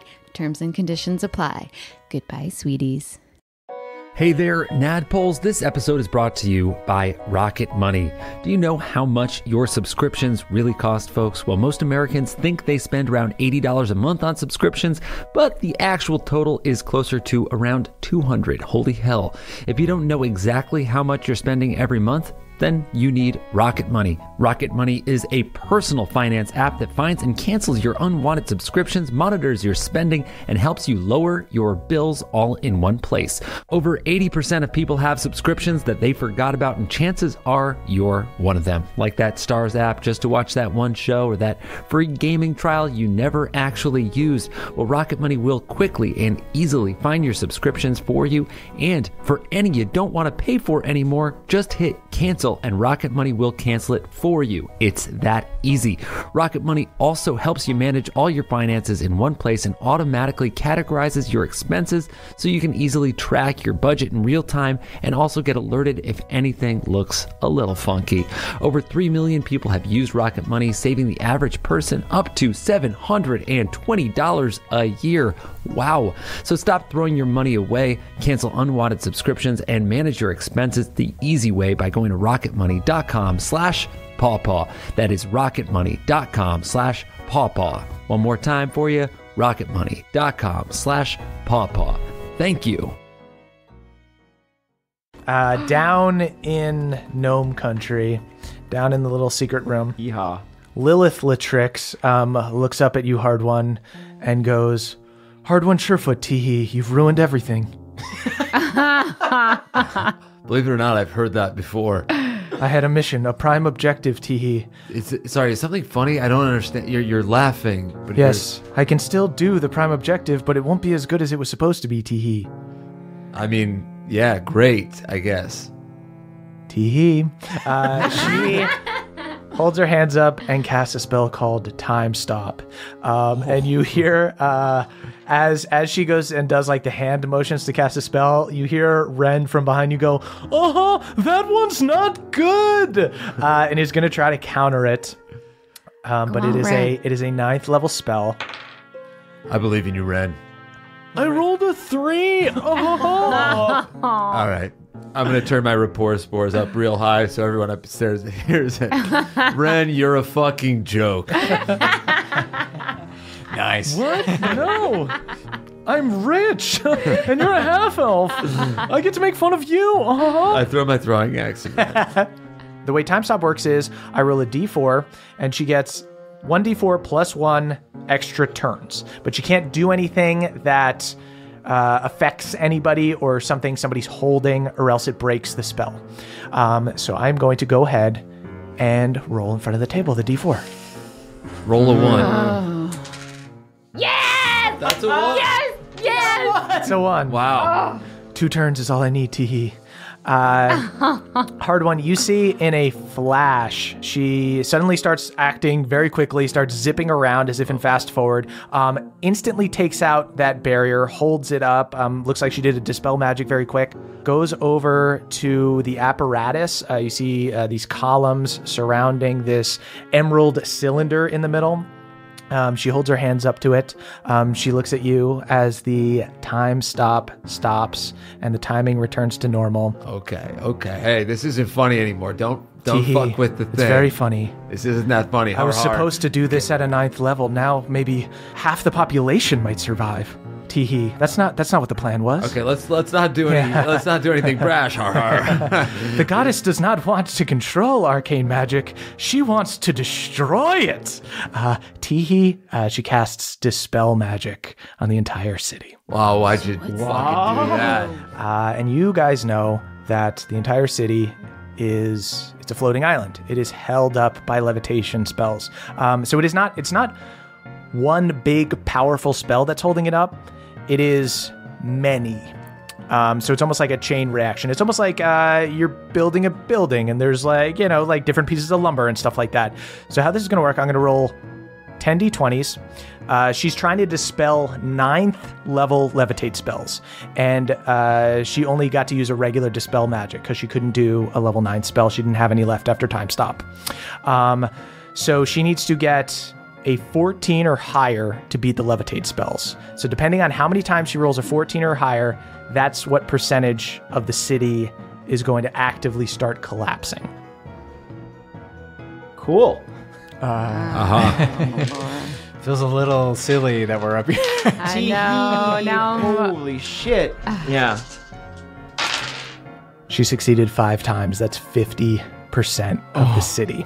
I'm going to need you guys to roll a pure luck check. 11 or higher, the castle is not part of the city that starts to fall. Okay. Otherwise, the castle begins to collapse. Shout out to the core 4. Oh my god. Hard one. As you're like trying to reason with her, you just hear a bunch of tiny explosions as levitate spells begin to break. And it's not like every single levitation spell that is holding up the castle broke. It just begins to like lurch forward and break apart. You see like stone cracking apart, and Quixis goes, no, not like this. Like this.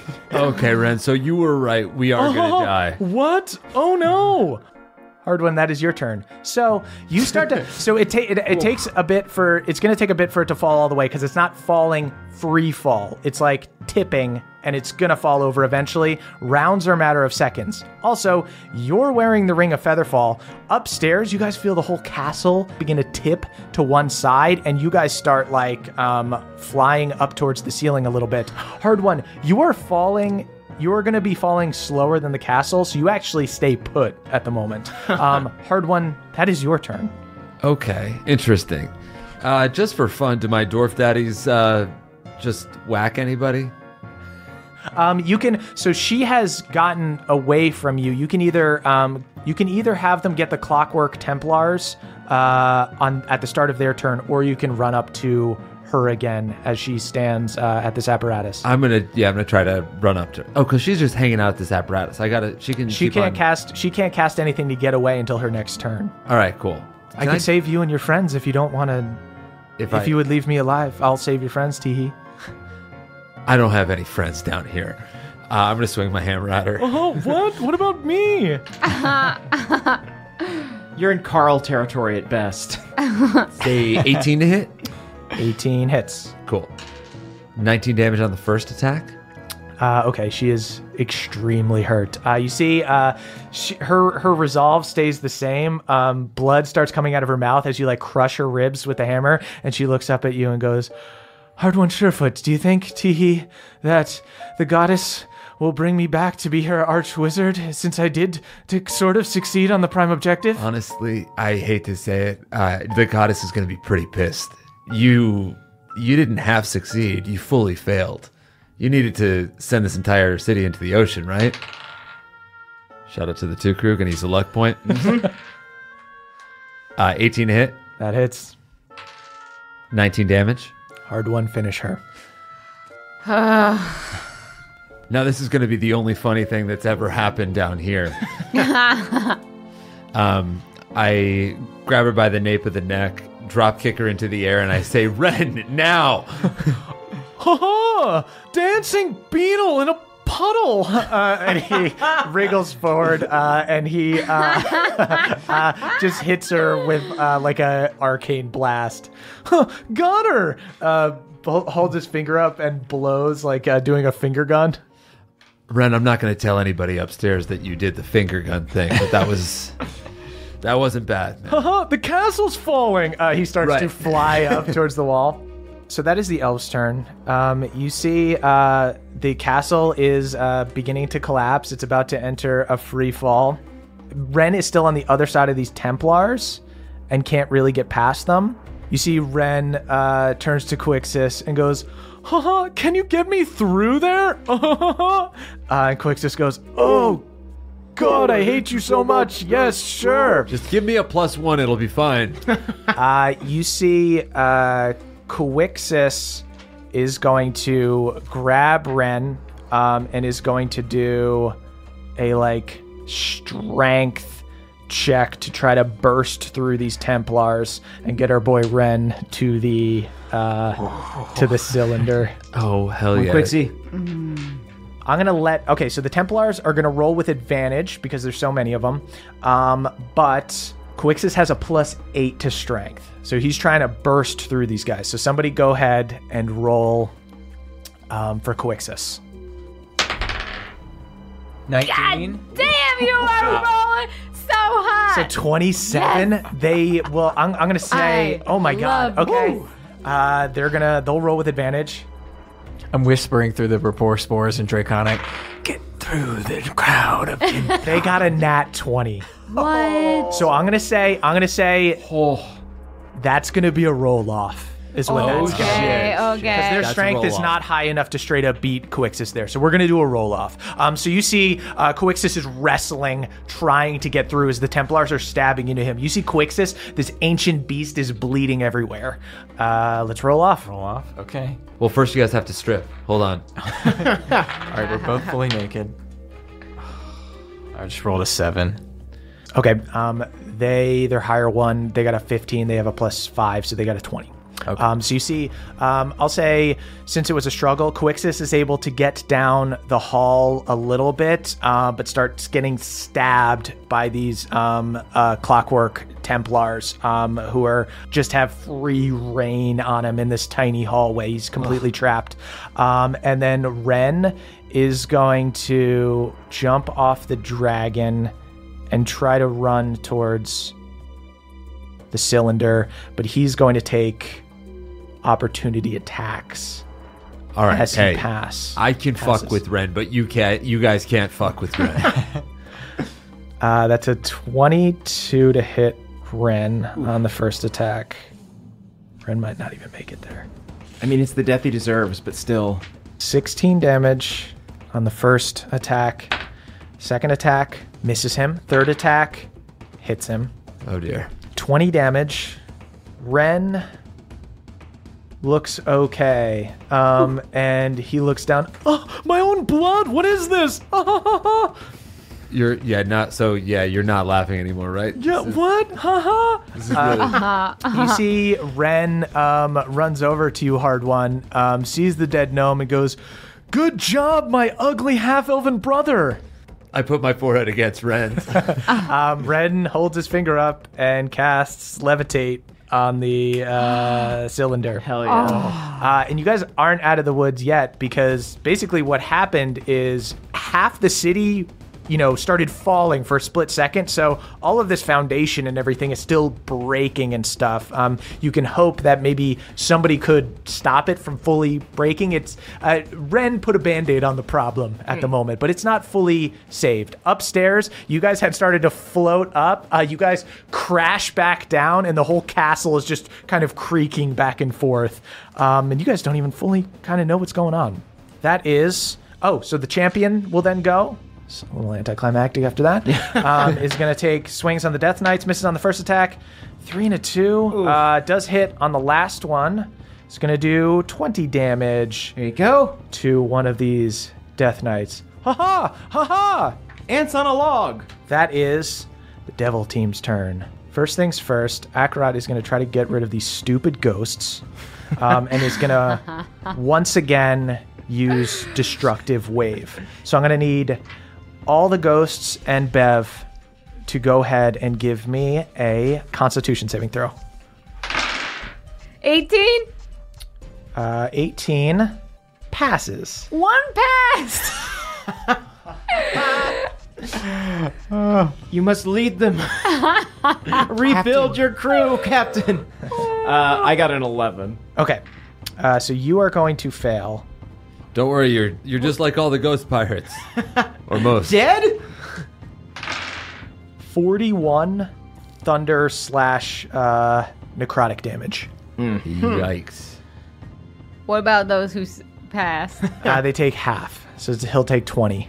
We got one ghost pirate left with 8 hit points. Be strong. Then Hang in there, Ghost. the necromancer is going to finish climbing down, run over to Moonshine, and cast Blight. I think Mavericks will use his last 4th level spell. Okay, so you're going to have to roll to beat it because he cast it at a 6th level. So you got to beat DC 16 charisma check for you. 21.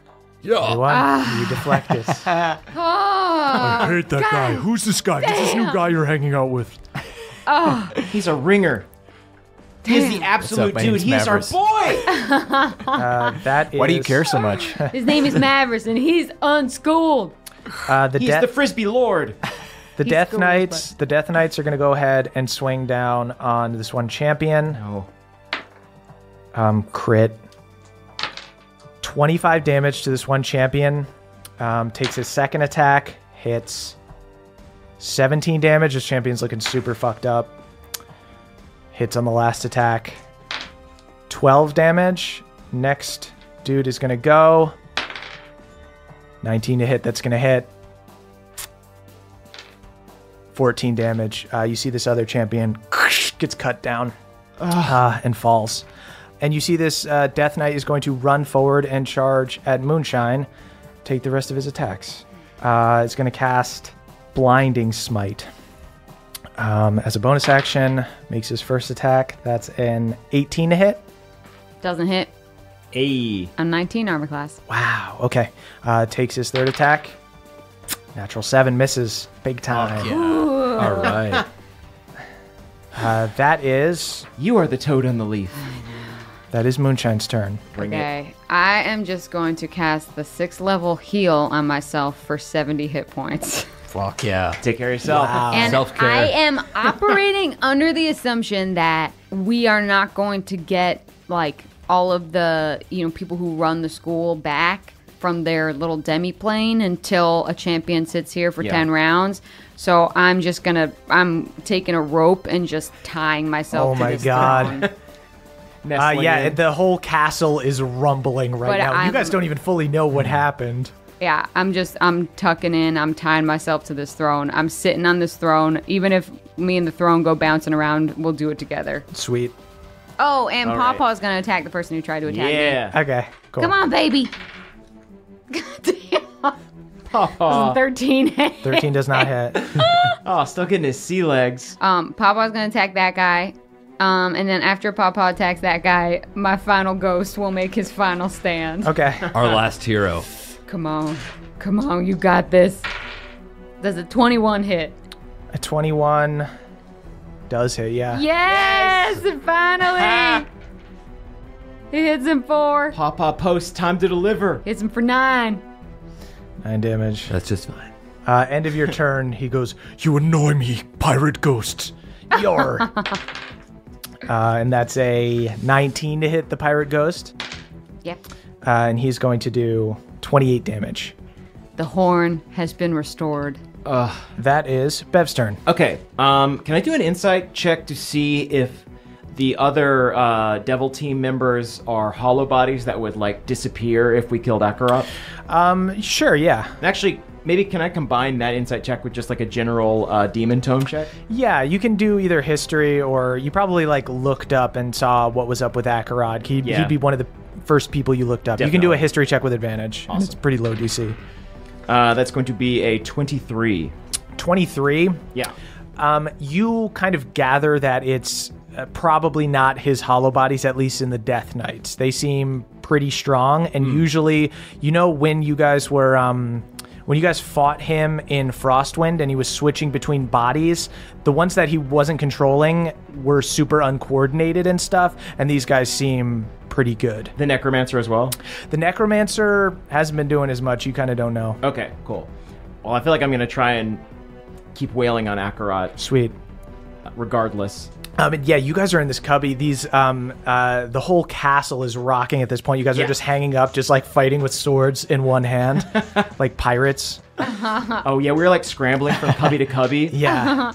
Definitely like launching up and like grabbing and then like sliding down and breaking the cubbies as I go. Okay, 23? 23 hits. Nice. All right. I'm gonna use my last first level smite. That's 30 damage on the first hit. Sweet. I would like to roll again to do more damage. Oh, you can try. The order you seek shall never come. I've learned from my friends that there's a little chaos can be okay. We call it chaos. I got a 2 in my first roll, got a 1 on my second one. I'm going to re-roll that because I'm lucky. Okay, arguably. That's a 4. Okay, that's not going to do it. 2, 1, and a 4. Yeah, that's not going to do that it. one. So I just slam my sword into some cubbies. At the end of your turn, he's going to use 2 legendary actions to cast a spell on you. Oh. He's going to attempt to do what he tried to do to Moonshine. Hold his hand up, and he goes, I'm out of counter spells. I tire of this, Beverly. Why don't you go join your father in hell? Go ahead and roll a charisma saving throw.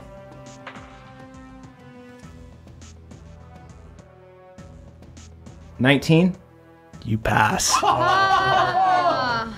I banged my head, rearing back in excitement. The only place I'm going with my dad is to Ruby Tuesdays! There are many Ruby Tuesdays in hell. They all have subpar ratings! C+ at best! So we're going back around to Maverick, so this is top of the order. Guys, go ahead and roll for, like, the integrity of the castle. Oh, Christ. All of us? Yeah. No. Just give me one luck roll. One person roll in front of the table. Okay. Did you roll? No, I don't want to do the luck roll. 17. 17. Okay. You see a few stones start falling, and Bev, it's hard to kind of hang on to the cubbies up there, but the castle's holding for now. It's like Venice. Yeah. Okay. It seems like maybe the structure now has a levitate spell under it, so even broken stones are being kind of held in place, but the top of it is starting to like crack and fall over. Mavericks is going to say, hard one, tag out with me, because I'm basically out of spells except for a few things that I could do. So Mavericks is going to run down to the basement. Sweet. Nice. So you run down.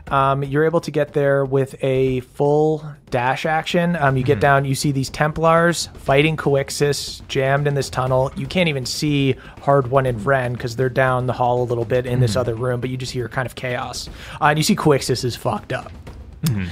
Because Coixis probably could have taken these big Templar dudes, but he's at a disadvantage because he's trying to stick his neck in this hallway, grab this gnome because that's more important. Yeah. And he's just getting stabbed. So that is going to be the Templars' turns. They are going to... I can't believe it. Theala invented a robot that believes in God. Well, it's Esri, so it's just the Esri bots. They're taken over by... But they're religious now. We love Theala. She changed our lives. She'll change yours too. There's a bunch of lame robots down here. Have you heard the good news? They run on milk. Please feed us the good stuff, the milk. They do combined 40 damage to Coixis. He's not on death's door, but he is beaten up. Coixis will crack back. You know what? I'll roll to see if Coixis finally gets his breath weapon back. He actually does. So they are going to go ahead and make saving throws. 3 fails. Coixis is actually going to finally be able to do a fuck ton of damage to them. Oh, yeah. 56 damage to them. You see these Templars are starting to fall apart. Coixis looks messed up. They look a little more messed up now. Do they look like the robots from Alien when they start leaking milk? Yes. Cool. Bishop, no. That is Hard One's turn. Cool. Can my dwarf daddies attack the Templars? Yeah, go ahead and run up to them. Great. So my whole family is going to attack Yeah, you them. run up. They will go ahead and do saving throws. Hard one. City is going to fall out of the sky. Yeah, but we're all going to go to a No, because big the hot tub hero, and the board and champion of sport. Gladome has saved us all. Oh, suck my ass. Oh. I'm going to save us. So that's 9 damage for my dwarf daddies. They all fail. They take it. These guys are looking quite messed up. Cool. So I see Mavris at this point, right? Yeah. Get out of here. Damn, Mavris, it's good to see you. This guy saved the day, but he does kind of suck, man. I've saved everyone, Mavris, even the ugly people like you. Oh my God. When this is over, I'm going to pop you right in the nose. I'm already used to getting bopped. I bled my own blood today. You bled your own blood? Yeah. A bunch of people are dead upstairs, you idiot. Yeah. What? No. Sander? He died. You saw that one. He was even meaner than me. Was he? So I run down the hallway and I do that thing where I kick off the wall and then I kick off Ren's head. Oh. Go ahead and make an attack on the Templars. Cool. I'm gonna roll all 3 at once to see. Just Sweet. To run. Ooh, there we go. So that is a 20, 24, and a 25. All of them hit. Cool. Yo. 48 damage. Hard one, you cut through one. You see this big buff arcane robot dude just shatters, turns to just plate mail falling on the ground, deanimates, and you cut into another one for 20 damage, and this one looks super hurt. Dope. That is the elf's turn. Once again, Ren's gonna hold his hand up. Hard one, look out! Why, dude? He's gonna cast Cone of Cold. Just take a beat, plant your feet, and aim. Mavris, this might get you a little too. You have time to warn us. Calm you have down. time to just point more specific. Calm down. Wait. Hard one, go ahead and give me a dex saving throw. Oh, come on. Nat 20. Nice. Oh. So you just take half. Nat 20 should be you don't take it. It's actually a That's Constitution my- saving throw, but 33 damage. Fully kills the one that was already hurt. Gets the other one down so that it's almost dead, and hits Coixus a little bit. What are you doing, you fool? I'm almost dead. Yeah, but you were in the way. Oh my God. What choice did I have? Ren, you're a fucking asshole, man. At What? least say I'm sorry. I'm the hero of Gladome. I'm going to punch you right in the ear. Hit him in the fucking ear. Box his ears, dude. Don't do it. You're not going to be able to hear very well. The You're other gonna stumble elves around. are gone. 2 Death Knights that are on the ground here are going to run at Moonshine. And they will take 3 attacks each. Hard one, how's that tag out coming? That's a nat 20. 20 damage on the first attack, one guy. Ooh. 11 damage on the second attack. Takes a third attack. Misses on the third attack. Next guy goes. First attack. That's going to hit. 9 damage. Second attack. Misses. Third attack. Crits. 26 damage. That is the Necromancer's turn. The Necromancer is going to go over and try to cast Blight on Moonshine again. Right now. Moonshine, go ahead and give me a Constitution saving throw. Nat 20, bitch! Woo! So you take half. You take 22 damage. Where are you at? I'm not going to say. Okay. Then Akarat is going to... What are you gonna do? What could you possibly do? I'm gonna kill you and your friends. You've been trying for a long time. Hasn't really stuck. He's going to cast Staggering Smite as a bonus action. Then take his first attack, nat 20. Oh. Glad I did that shit talking. 18 damage on the Staggering Smite. Okay. Haven't done the other damage yet. Go ahead and give me a Wisdom saving throw, or else you get disadvantage on your next attack. 19. 19 passes. Okay, so you just take the Great. damage. You don't take that. Now he's going to do his regular damage. Cool. 56 more damage. Oh, shit. Bev's hand slips from the cubby. Dad. I'm sorry.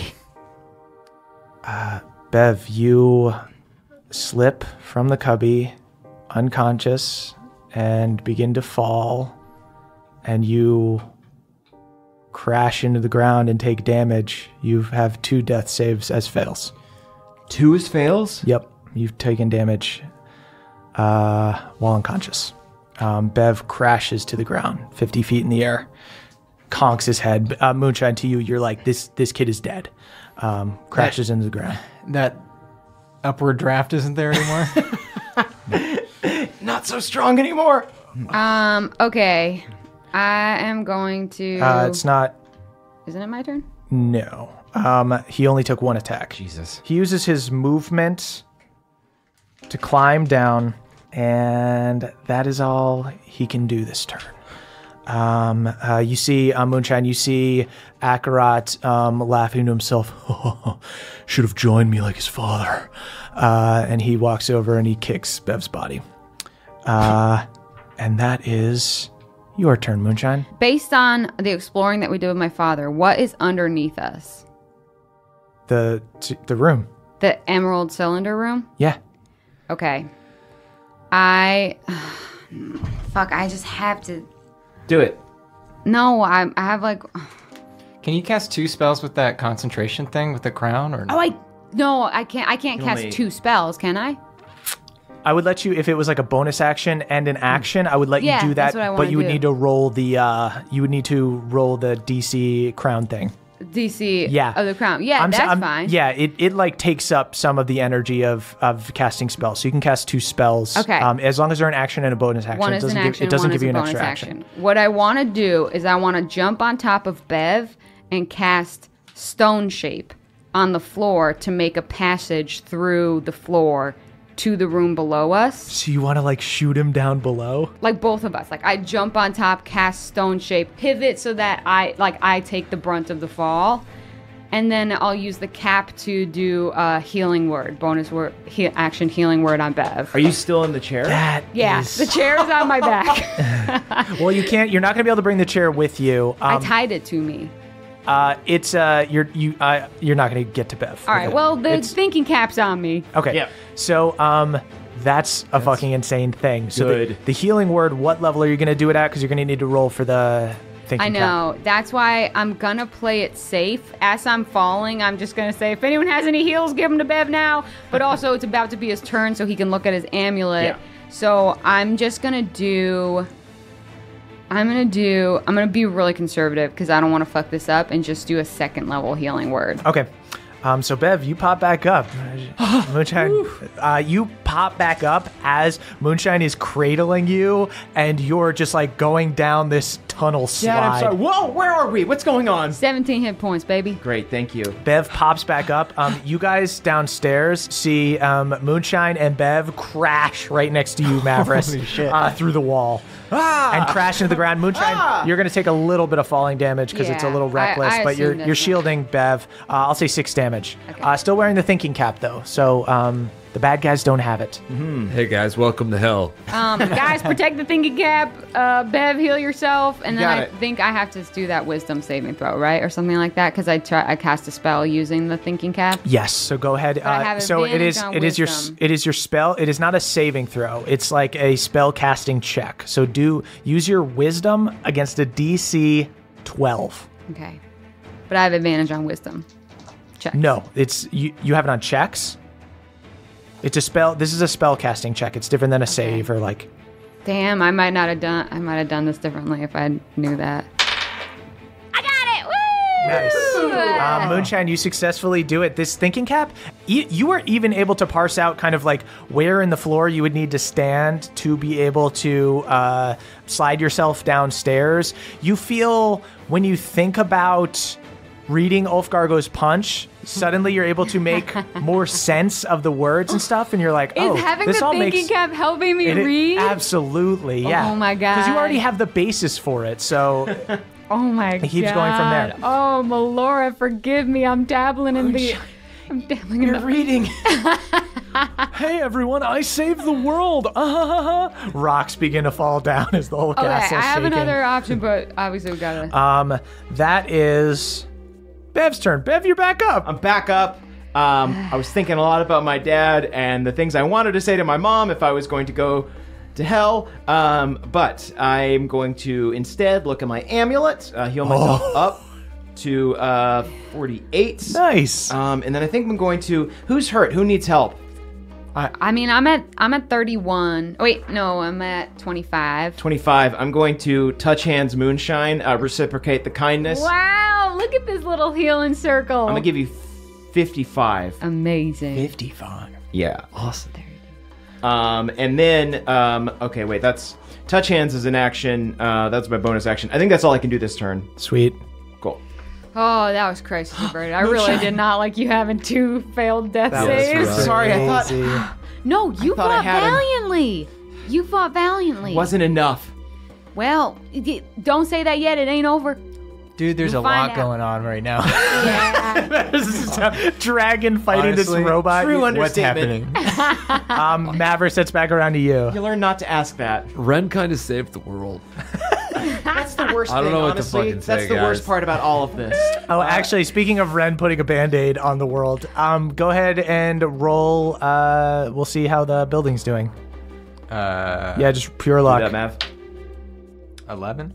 11. Okay. Oh, so it still saves though, right? Or is it- So it's not a save really. It's just how different save, fast sorry. is the building crumbling. You guys do feel it starting to shift, and more bricks are coming down. Maverick, it's your turn. Okay. Mavericks wants to move as close as he can to the thing. The Templar. Yeah. Okay. Can one I of get the, to it? Oh wait, do you want to get to the cylinder The or do you want to cylinder. get to I wanna the cast a remaining spell on guy? the cylinder. Sweet. Yeah, buddy.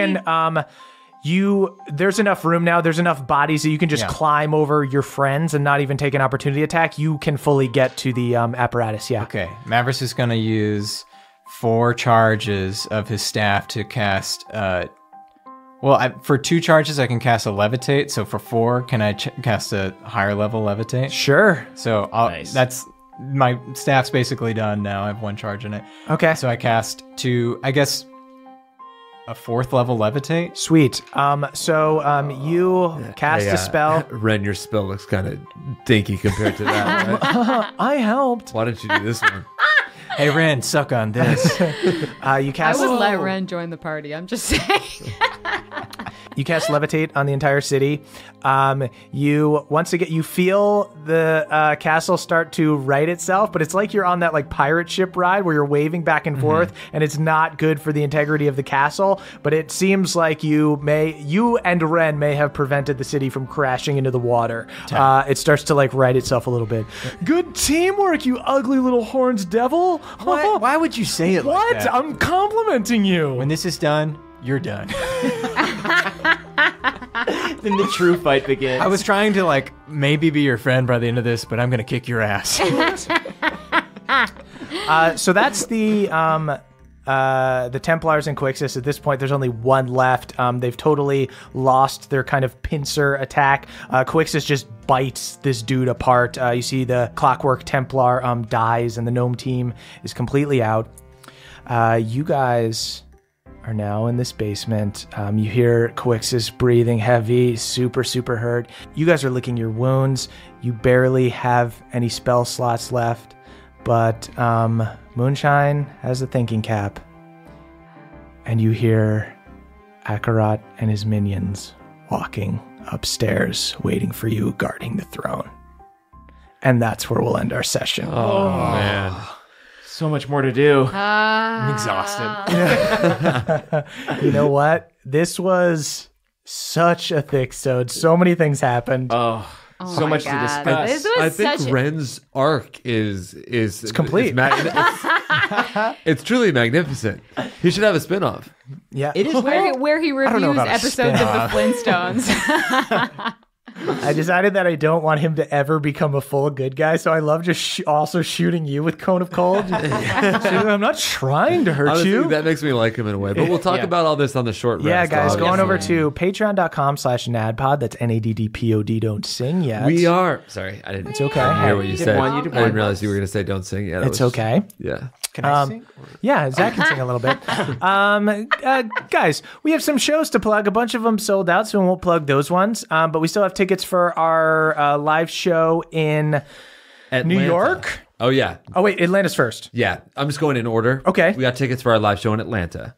Which is September 10th. September 10th. Philadelphia is sold out, so you can go fuck yourself. Or you can drive up to New York City on the September 12th. Better that's option. nice Yeah, I like option. that. Yeah, it's close. It's an easy ride. Yeah. It's also Boston and That's Pittsburgh. September 13th. Yep. And then Pittsburgh is sold out. Sold so out. once again, just go to the New York show. It's a real grand old theater. You're going to love it. You're going to have a great time. Zach, you got anything to plug? I'll plug the Dimension 20, I guess, is coming out right now. This is Yeah. when is this? Yeah. Yeah. What day is it? Unsleeping Yeah, City. Unsleeping City is coming out now. That's it. Yeah, watch Dimension 20 on College Humor's Dropout with me and Zach and Emily and Brendan Lee Mulligan, Siobhan Thompson, a bunch of our friends from NADPod. It's fucking good. Thanks. I've been catching up. It's good. Caldwell, you got anything to plug? I'll go ahead and just plug the P.O. Box this week. It's 1920 Hillhurst Avenue, number 222, Los Feliz, California, 90027. Please send us treats and goodies. It fills my heart with joy and my eyes with delight every time I open that tiny little box. Beautiful. Jake, you got anything? Yeah, I'll plug another Hustling Hurwitz this week. Ooh. The grind. One of my sisters, one of the ones from the Beard Oil Company, check out her band. They just launched a Kickstarter for their second album. Oh, fun. They're called the Honey Magpies. I don't know what the URL is, but I bet if you Google Honey Magpie band North Carolina, those are some keywords there. You'll be great fine. Right on. Check it out. Guys, follow us on Twitter. @CHMurph is me. @Caldy's Caldwell. @EXford's Emily. @Jake Hurwitz is Jake. And @Zach Oyama is Zach Oyama. And you can tweet about the show using #NADPod. That's NADDPOD. We are the youth of the nation. We are youth of the nation. It's the end of the show, everybody, and that means we need to shout out our benevolent Council of Elders. Y'all so sweet to us. What do we do to deserve this? Ooh, starting with Brad D. The only pebble pot that isn't Craven was also in the house when Hard One tackled his cousin Denny, but elected not to help him. Then we got Jay Lomas 72, aka Steelbreaker, Hard One's gymspiration. Jay Lomas has taken to personally training half-elf Hard One to get his human body back. Dylan B., a sword-wielding wizard surrounded by a floating army of blades at all times, is currently in jail for manslaughter because accidents happen. Danny P., Bohemia's resident artist, painted Hard One's senior portrait at the Dwarfenage. Some of the other dwarves found out that Hard One was reincarnated and tagged the picture with some elf ears. Danny is pissed. Spencer Caskbrew, patron elder of libations, ale maker to gods and heroes of Bohemia alike, once made a pilsner so refreshing, Akarat chilled out for an entire hour. Beardman Dan, the longest beard in all of Bohemia, even longer than Beardman Stands. Beardman Dan's mortal enemy. Hermes W., the Bat King, recently moved into the Montgomery Mansion in Grimhawk and flies around just kind of hoping people Nice. will assume they're a vampire and give them money. Spartus, a barbarian therapist. Spartus knows how you rage, but is trying to help you learn why. Adam R., the R-rated assassin, briefly tried being the G-rated assassin, but shouting, "Aw shucks, sorry," before every kill got old really fast. Danielle, the dastardly dame. Danielle is so dastardly, she helped Akarat get his face wraps just right for the big reveal against the boobs. QC, a.k.a. Haldor Frostback, MVP of the Giant Wars, crewed on the SS Stormborn and fought alongside Elias and Red, once fell off the airship while drunk, fell deep below the ocean, and lived with some merfolk for a few months. It ruled. Daniel Yu, aka Multifor, the many-faced magician. 7 out of Daniel's 10 faces are super hot, and the other 3 are at least cute. So we're talking about an 8.5 on average per face. Nice! Jordan DJ, legendary DJ of the realm, DJ'd Akarat's 30th birthday party where he constantly requested elevator music. It was hell. Jeffrey S., Lord of the Fjord, born of the sword, and eater of s'mores. That's right, Jeff defeated Hardwan and Balnor in a s'mores eating contest in Hillhome in a 1.5 hour contest that was cut for time. Cutter W, a high elf dandy turned crick barkitect. Cutter is watching the Gladeholm tournament with bated breath because the elves all falling into the ocean would not be great for property value. John S, aka Schubert the Mushroom, currently Theala's arch wizard now that Lilith Latrix is dead. Congrats, Shub! Ryan M, Hardwan's ram, who was recently resurrected by Theala as an angel ram who wants only to slay Hardwan for the light. Elena C, a chosen soldier who only sort of enjoys milk but pretends to be really into it to fit in. Michael McD, head mixologist at the Blue Mana Inn, constantly has mages trying to duplicate their old fashions with magic spells, but nobody can get the whiskey to bitters ratio like Michael can. Andrew M, the only scullywug to survive the whirlpool in Shadowfell. Andrew has resolved to turn their life around by ripping off some other human settlement. Victor T, Balnor's boy whose loving dad was ripped from his family and transported to another world. The post-credit scene of this campaign will be Victor and Balnor going on a fishing trip and slamming Bud Heavies. Justin I, a chosen rapper whose famous line, "My milk is smooth as silk, it's ill," shouts to Theala's ilk, is quoted all around Galateron. Jacob C, a chosen rapper whose famous line, "I like milk, it's fun to drink, I don't pour milk down the sink," is way less popular. Elena M, the only duelist in Bohemia who uses a pool noodle instead of a sword. They've never won, but it's honestly a triumph that they're still alive. McPucks, the amazing codemaster who programmed our website, also programmed the robot Templars that almost destroyed Gladeholm, so up yours, McPucks. Earl and Kathleen L, two Gladeholm elves who had a meet cute when their entire city started shaking and Kathleen dropped all their books. Jibe G, Carl's best friend who went to a different university. They text every day about meal prep and checking in on each other's well-being. Just two solid people. Jostrich, the jock ostrich. Jostrich got so jacked by following Carl's meal prep plan and Ulfgar's workout videos that involve him furiously cutting down tree ants with an axe. Daniel R, Ram Daniel's evil twin. Dam is currently working with Ham Daniel, the pig clone of Ram Daniel, to exact revenge on their clone brother. Jennifer V has a V even more vicious than Cobb's. One time, they let somebody touch it, and it literally cut off one of their fingers. Destin C, Carl's younger sibling who idolizes Carl, currently in the stands of the Wizarding Tournament, wearing a Go Carl t-shirt. Devin B, the bodega lord, can summon almost anything your heart desires, from rolling papers to dick pills, but they cannot summon a working public bathroom. Sergio Salazar Salomon Sacarius de Sequani, seventh of his name, a sexy Peruvian snake folk with sweet snake patterns on his skin, single-handedly brought animal prints back into style in Bohemia. Moonshine's cow vest thanks you. Michael L got benched by Theala in favor of sending Lilith Latrix as their champion, but who's laughing now?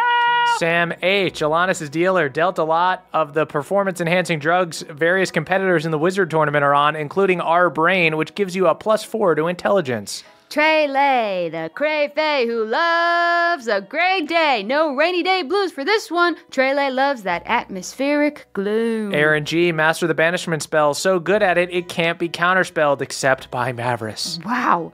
Jury S, a jacked wizard, streamlined a lot of our brain for the Wizard Tournament and is having some serious withdrawal shakes. Alucard, a reverse Dracula, also a reverse necromancer, or a mechronancer, which is just a necromancer in a suit, in a mech suit. Baby Doc, the only doc to ever perform their own C-section. For flavor, they made it an S-section. Fun! Adam H, a retired Death Knight who is struggling to find their identity outside of death, tried getting into Pinochle, but kept falling back on old habits like killing their opponents. Ryan, Hardwan's ram, was supposed to be a mount during the Starspawn Quidditch battle, but found out that Hardwan would be there and bowed out. Big Buck, Pregnant Elk, Moonshine's Elkin Baby. Big Buck also got an Nat 20 to wear a hat, but it was one of those novelty beer guzzling hats. Nice.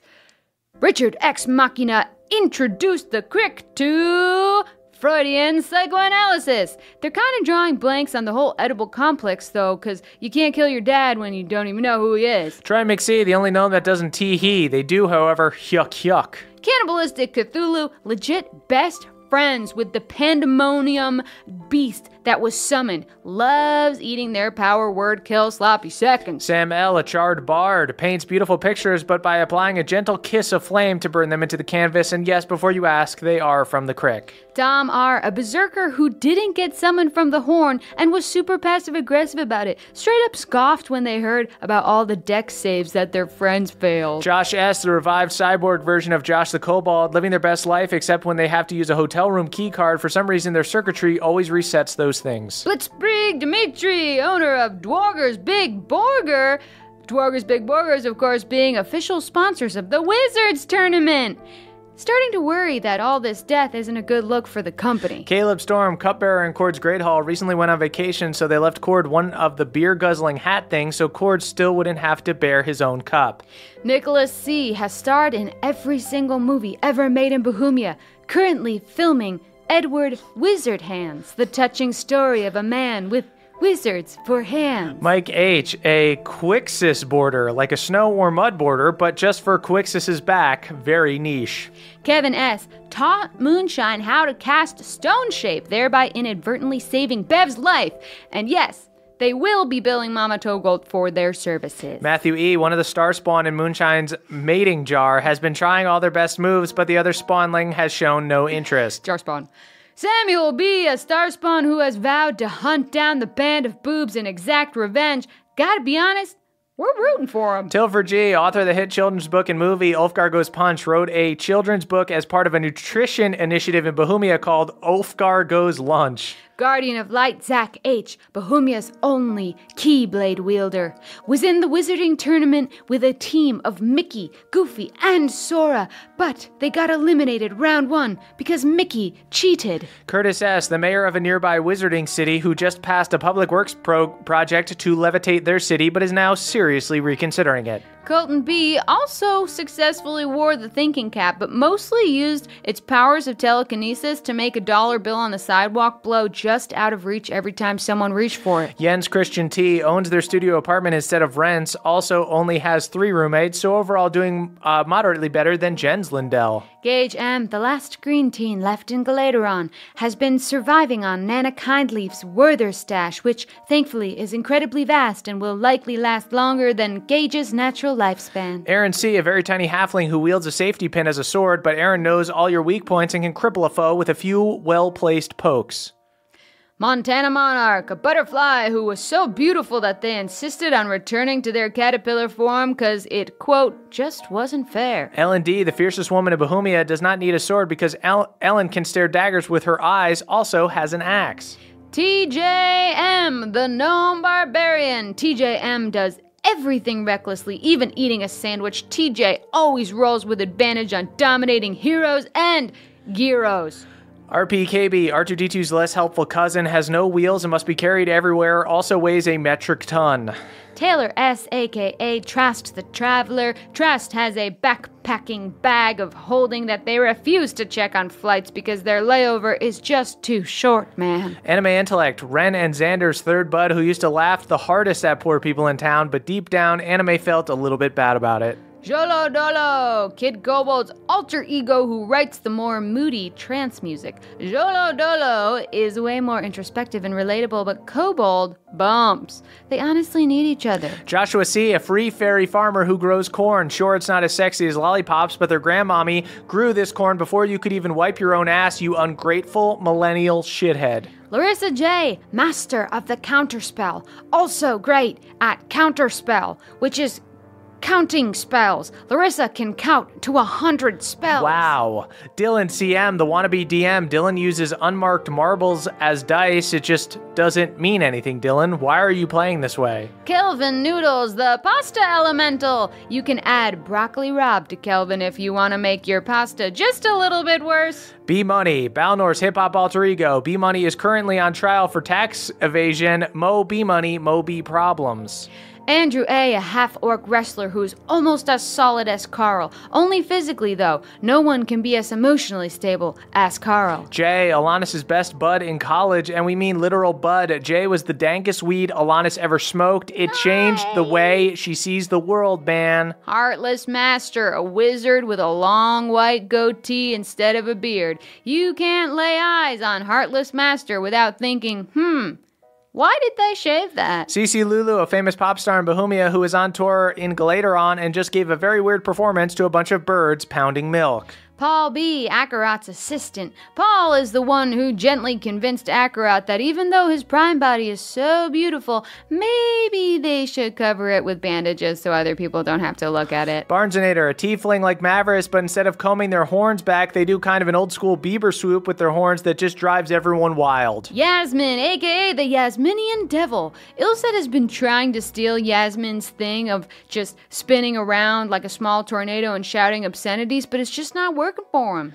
Eric G. invented truck nuts in Bohemia. All the dwargers find them hilarious and attach them to their drill cars. Eric G. is rightfully rich as hell. Jackalope Oddity, the drummer for Pendergreen's favorite nu metal band, Rat Nuts. Also the singer of their hit single, Your Uncle is a Knob. That's right, Pendergreen's band has a singing drummer. Zach C., the agent for Rat Nuts and the central figure in their new deal to be featured in a promo for an alcoholic energy drink called Fuck My Life. Aiden R. taught Carl how to meal prep, even bought Carl some Tupperware. Damn, Aiden R. is pretty fucking solid as well. Jeremy R., the bartending assassin for the SS Stormborn, once secretly sanded down the door jamb above Hard One's room when someone carved Captain Casper above it. LEK also has a pet moonicorn, but their animal is incredibly eloquent and gentle. Doesn't sound at all like Onyx's. Ugh, it's disgusting. Luke H., Blavin's Alcoholics Anonymous sponsor, who has not seen or heard from Blavin in a year and a half. Tragic! Ritterin, a.k.a. Kawkaw's new master, recently lost his treasured bird. It must be out looking for a hard one. Sorry, Ritterin! I'm Hopeless, a down-on-their-luck adventurer, set out for Moonstone to embark upon an exciting new quest, but was instantly accosted by the Cracked Tooth Clan and robbed blind. Timmy R., a death knight with a zest for life. When the work day's over, Timmy loves nothing more than ditching their gauntlets for oven mitts and cooking up some delicious apple turnovers. Alex M., a high elf turned sky elf. That's right, Alex messed up a flight spell real bad and is currently floating out into space. Unfortunate. Cody John H., the only teacher that Mavris likes. Cody sits backwards in chairs and talks about how the system is bullshit and is actually just a janitor that lied to Mavris to trick him into helping him clean the school. Aaron R.S., a pasteurized pastor in the Holy Church of Theala. Aaron performs over 200 milk baptisms a day. Lucas B. was having lunch with the Goat Fiend when he was summoned to the mortal plane and straight up stole the Goat Fiend's fries as soon as he left. Ruben A., an elven sword professor who has invented numerous fighting styles such as Pebble in the Stream, Deer in the Meadow, and Billy on the Street. Jordan L., the greatest tuba player in Bohemia and the only bard who can tap into a strange magical force known as Polka. Laura S., a star spawn who runs a pub called Bar Spawn. They have over 40 different types of worms on tap and also Dogfish Head. Jay Parker, the first player to hit a so sick trick playing the Giant Shredder game at Smuggler's Bounty. It was later discovered that Jeff was using a literal game genie to cheat and was promptly kicked out. Austin C., the Jester Mage, a sorcerer who imbues items with wild magic and wreaks havoc on the world. There are a few cards short of a full deck of many things, but a fun hang nonetheless. Austin M.R., a.k.a. the butcher known as Bonesaw, can turn a living cow into a pile of Kobe sliders in 30 seconds flat. Just a pissed off Triss, aka Touch It, saves money on the salon by going to a Home Depot and using their hedge trimmers when no one's looking. Kaylee Elise, the honey queen with a heart of gold. Kaylee also has a pancreas made of silver and intestine made of chrome. She is the future of humanity. Bow before your robotic honey queen. Dave J. Balin the Bard, a traveling bard that follows the band of boobs around singing the tales of their exploits. Currently working on a verse that rhymes Mavris with abracadaverous and feeling a little too proud about it. Devin W., a crick elf who can debone a fish by sticking it in their mouth, then pulling it out, Garfield style. Devin sells the bones to Erdan to feed to Bubbles. Chris H., a bullywug that's been pulling Home Alone-style pranks on the Chosen occupying the crick, and of course by pranks I mean that Chris has repeatedly set the Chosen's tents on fire. Chanawabi, a goth necromancer at the Academy who plays in a band called Fallout Bones, made entirely of skeletons they resurrected. Sam H., the only sorcerer lazier than Mavris. Sam's arcane focus is just a lazy boy chair that they cast Levitate on. Jared E., Lydia Stormborn's new personal assistant in Shadowfell, currently arranging a photo op for Lydia at the newly opened Jivelin Memorial DMV. Brian, Pendagost's former roommate, moved out after Pendergreen started using the bathroom as a Scullywug smokehouse. Whoa. Her Majesty Claudette, Queen of the Gnomes. Her people follow her decrees with glee. A tee-hee. Carbro Chapel Hill FPV, a Bohemian skydiving instructor famous for using the Featherfall spell instead of parachutes. Is it risky? Sure, but the thrill is undeniable. Persephone, a wizard with unlimited spell slots. Persephone stocks the absolute dumbest first-level spells every day and doesn't think twice about it. Joseph M., the half-orc bard-ish. Joseph attended Bohemia's Bard College of Valor, but flunked out because of bad grades. Now Joseph works as an airship gas station attendant and plays the lute in his mom's basement, currently playing a lot of Rocket League with Pendergreens. Reese N.S., a rogue who rolls with disadvantage on stealth due to their hundreds of Mardi Gras beads they insist on wearing. In Reese's defense, they look fucking cool. Jackie, a necromancer whose familiar is a sentient foot named Rosie Tozy. Soon she and Handy Andy will have a hot romantic subplot that no one asked for or wanted. Haley, a crick elf who drained the magical trees of the Whisperer Wood to try and get syrup from them and instead ended up getting outrageously high.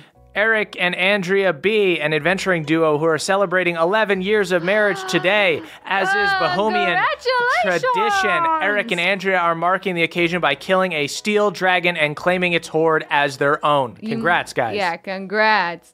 Stephen C., the Bohemian barista. Stephen roasts their beans in the belly of a fire elemental and filters the brew through glass blown by a goblin artisan. The whole process takes 2 hours and is super not worth it. And finally, who could forget Doobie Ashtray, the talking ashtray upon which Alanis rests her celestial roaches. It was actually Doobie's idea to put Balnor in a card. Thanks, Doobs. Thank you guys so much for listening. You can head on over to... And one more congratulations to Eric and Andrea B. Yeah, congrats, guys. Happy anniversary. You can listen to our after show over on our Patreon, patreon.com/NADPOD. We'll be back next week with another episode and another short rest and stuff. Guys, thank you so much to all of our listeners, all of our Patreon subscribers, and of course, our Council of Elders. We'll catch you guys next time. We love you. That was a HeadGum podcast.